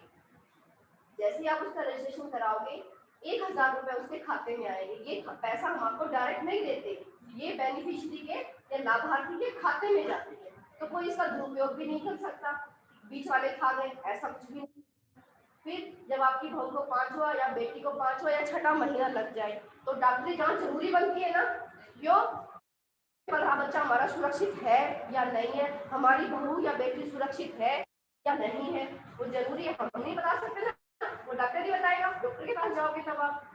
तो इसलिए वो डॉक्टरी जांच जरूरी है। जब आप वो जांच करा लेते हो तो आप फिर आंगनबाड़ी में जाओ और अपनी बहू का फिर बताओ कि हमने अपनी बहू का या बेटी का रजिस्ट्रेशन करा लिया है, अब आप इसके दूसरा फॉर्म भर दीजिए। जैसे आप वो दूसरा फॉर्म भराओगे उसके महीने 2 महीने में सरकार उसके खाते में फिर 2,000 रुपए डाल देगी। अब तक कितने 1,000 रुपए मिल रहे हैं आपको? 3,000 मिल गए। फिर जब आपकी बहू की या बेटी की डिलीवरी हो जाती है, ध्यान रहे डिलीवरी घर पर नहीं करानी है, घर पे कराने में खतरा है, बच्चे को भी खतरा है और माँ को भी खतरा है। वो चीज नहीं करानी है, हमें अपने नजदीक कोई सीएचसी पीएचसी सेंटर कहीं भी ले जाए, पर डिलीवरी जो है वो हॉस्पिटल में ही होनी जरूरी है, घर पे नहीं। खतरा है तो आपको जैसे ही डिलीवरी हो जाती है और आपकी आने वाले संतान जो आपकी आती है उसको आप वैक्सीनेशन टीकाकरण उसका पूरा करा देते हैं। टीकाकरण जरूरी है तो बच्चे को पोलियो ना हो, शरीर से स्वस्थ रहे, आने वाली उसको कोई बीमारियां ना लगे। इसलिए यदि आप ये सारे काम करा लेते हो, फिर अपनी आंगनवाड़ी बहन जी के पास जाइए और बोलिए हमारा तीसरा फार्म भर दीजिए। वो तीसरा फार्म भरेगी, फिर उसके 1 या 2 महीने बाद आपके बहू के खाते में फिर 2000 रुपए आ जाएंगे। ऐसे करके कितने हजार रुपए हो गए? पूरे 5000। आप उस 5000 रुपए को अपनी बहू के खाने पीने में, उसके स्वास्थ्य को सुधारने में लगा सकते हो। यदि हमारी बहू स्वस्थ है, हमारी बेटी स्वस्थ है, हमारा बच्चा स्वस्थ है, तभी तो एक स्वस्थ समाज का निर्माण होगा ना। समाज के क्या है भावी कर्णधार है, हमें ये काम करना है। तो ये स्कीम हमारी गर्भवती महिलाओं के लिए, इसमें कोई जाति का वो नहीं है, सिर्फ 2-3 शर्तें हैं कि बहू की या बेटी की उम्र 18 साल से नीचे ना हो, तो हमें 18 साल से पहले शादी नहीं करनी है, और लड़की या बहू आपकी सरकारी नौकरी में ना हो। बस वैसे उसको दे दी बेनिफिट, तो सरकारी नौकरी में वो ना हो। जो लोग करते हैं उनके पास तो देखो है, जैसे हम हैं, ये नहीं कहेंगे कि सरकारी नौकरी वाला इस चीज का लाभ ले। उसकी शर्तें ये है कि बहू की उम्र 18 साल से ऊपर होनी चाहिए, शादी हो, और जब वो गर्भवती हो तो कम से कम 19 साल से ऊपर। साल भर तो आप गर्भावस्था मानते हो 9 महीने की, तो जब 18 में शादी हुई है तो 9 महीने मानो, यानी कि 19 साल से ऊपर उसकी गर्भ धारण के समय उम्र होनी चाहिए, और वो सरकारी नौकरी में नहीं होनी चाहिए। ये दूसरी स्कीम थी हमारी गर्भवती महिलाओं के लिए। तीसरी स्कीम हमारी सुकन्या की, ये भी हमारी छोटी बच्चियों के लिए है, ठीक है। इसमें भी आप खाता खुलवा सकते हो किसी भी बैंक में या पोस्ट ऑफिस में। 250 रुपये मिनिमम और 1.5 लाख में सालाना है। इससे आप जितना भरवाओगे, जैसे जितना गुड़ डालोगे उतना मीठा होगा, कहावत सुनिए आप लोगों ने। तो 250 रुपये कम से कम है। इसका भी सरकार ब्याज बहुत अच्छा देती है। जब बच्ची 18 साल की पूरी हो जाती है, विवाह के दौरान जितना आपने पैसा लगाया उसका अच्छा अमाउंट आपको मिलता है। आप कहते हैं ना कि प्रयास तो कम करोगे लेकिन फायदा आपको, मुनाफा आपको ज्यादा होगा इस स्कीम में। तो मैं ये कहूँगी कि आपके परिवार में जो पोतियां हैं, आपकी नातिन है, सुकन्या का खाता जरूर खुलवाइए। ये पोस्ट ऑफिस, किसी भी पोस्ट ऑफिस में, किसी भी बैंक में आप खुलवा सकते हो। जिस बैंक में आपका खाता है, मतलब लड़की के माँ बाप का, आप तो उनके ग्रैंड पेरेंट्स हो गए ना, दादा या दादी हो गए आप, लेकिन जहाँ उसके मम्मी पापा का खाता है वहाँ उस बैंक में वो खुलवा सकते हो। या जरूरी नहीं है कि बैंक में खाता नहीं है तो नहीं खुल सकता है। हाँ जी, कोई दिक्कत नहीं मैम, पोस्ट ऑफिस में भी है ये स्कीम। हाँ, पोस्ट ऑफिस में, डाकखाने में भी आप खुलवा सकते हो, दोनों जगह है ये। हाँ जी, बिल्कुल खुलवा सकते। हाँ, 6 महीने से नीचे, आप 10 साल से नीचे की बच्ची का सुकन्या का खाता खुलवा सकते हो। आपकी जाति क्या मैडम?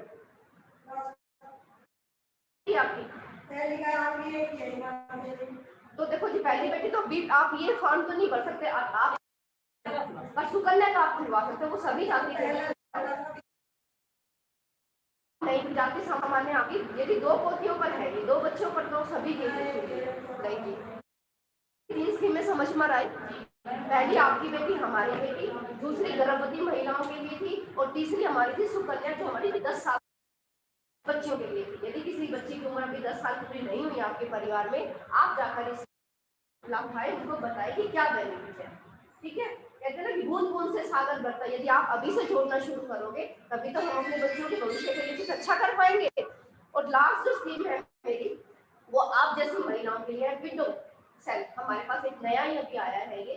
इसमें हम लोग क्या कराते हैं कि समय समय पर विडो का हेल्थ चेकअप कराते हैं गवर्नमेंट हॉस्पिटल से टाई अप करके, कि आपको जो डेली पर किसी की बीपी की प्रॉब्लम है, शुगर है, एचपी हो गया, वेट हाई, ये हमारा आज जैसे स्पेशल आप लोगों का गुड डे है, तो हमारे जगह जगह जहाँ भी हमारी CSC सभी जगह आज हमारे लिए हेल्थ चेकअप चल रहे हैं।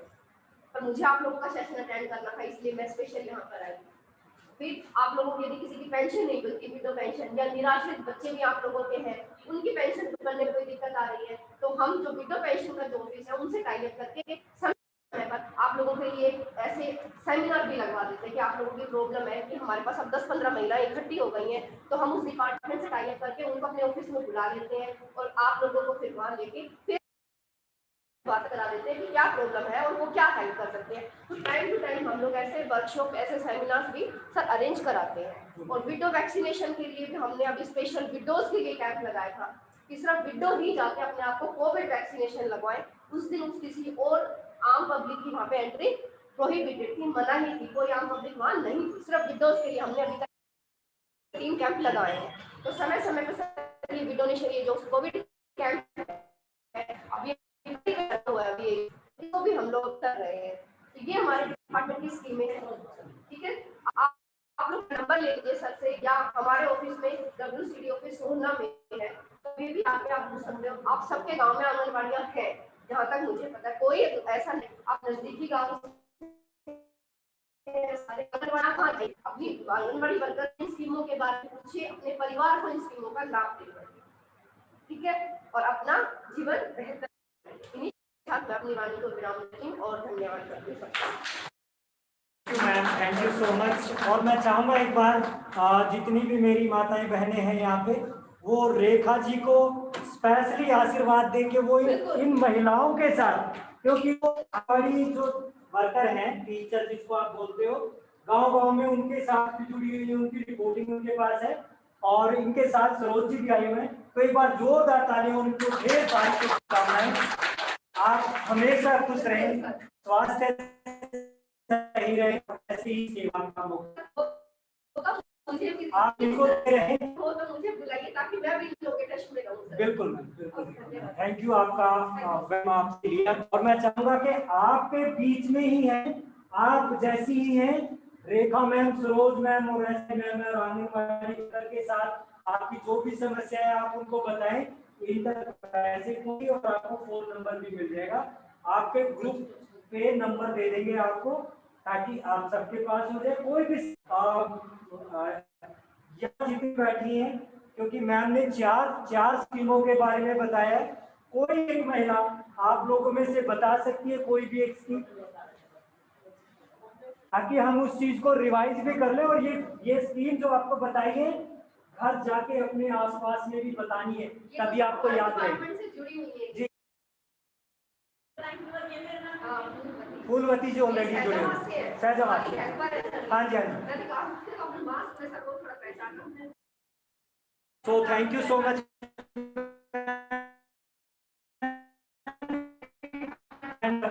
चाहूंगा कि हम एक हाइजीन किट और राशन किट जो हमें ऑलरेडी DLSA और रेड क्रॉस के हेल्प से मिला था, हम लोगों ने 41 महिलाओं को ऑलरेडी गांव-गांव में जाके के डोर स्टेप पे जाके डिस्ट्रीब्यूट कर दिया था। और अभी नवज्योति और EY उसकी तरफ से, EY फाउंडेशन की हम सेफ्टी किट दे रहे हैं इन महिलाओं को। तो चाहूंगा मैं कि आपके हाथों से सेफ्टी किट दें और राशन किट दें। तो अशोक जी एक बार प्लीज 1 या 2 लेके आए, ताकि हम इन महिलाओं को यहाँ पे ऑनलाइन देते हुए देखें, और बाकी मैम आप ही के हाथों से हम वहाँ पे 10 मिनट का टाइम आप और लेंगे, तो वहाँ पे हम तो जिन महिलाओं को पहले आपको नहीं मिली, तो आप एक बार खड़े हो मेरी जगह पे आ जाइए, और रेखा मैम आप भी आ जाइए यहाँ पे, ताकि आप ही के हाथों से हम ये दिलवाएं। और जिन महिलाओं को नहीं मिला, सेफ्टी किट तो सबको मिलेगी जितनी भी आज आई है, और जिनको राशन मिल चुकी है तो उनको नहीं मिलेगी, अभी बाद में देंगे। और जिनको पहले नहीं मिली थी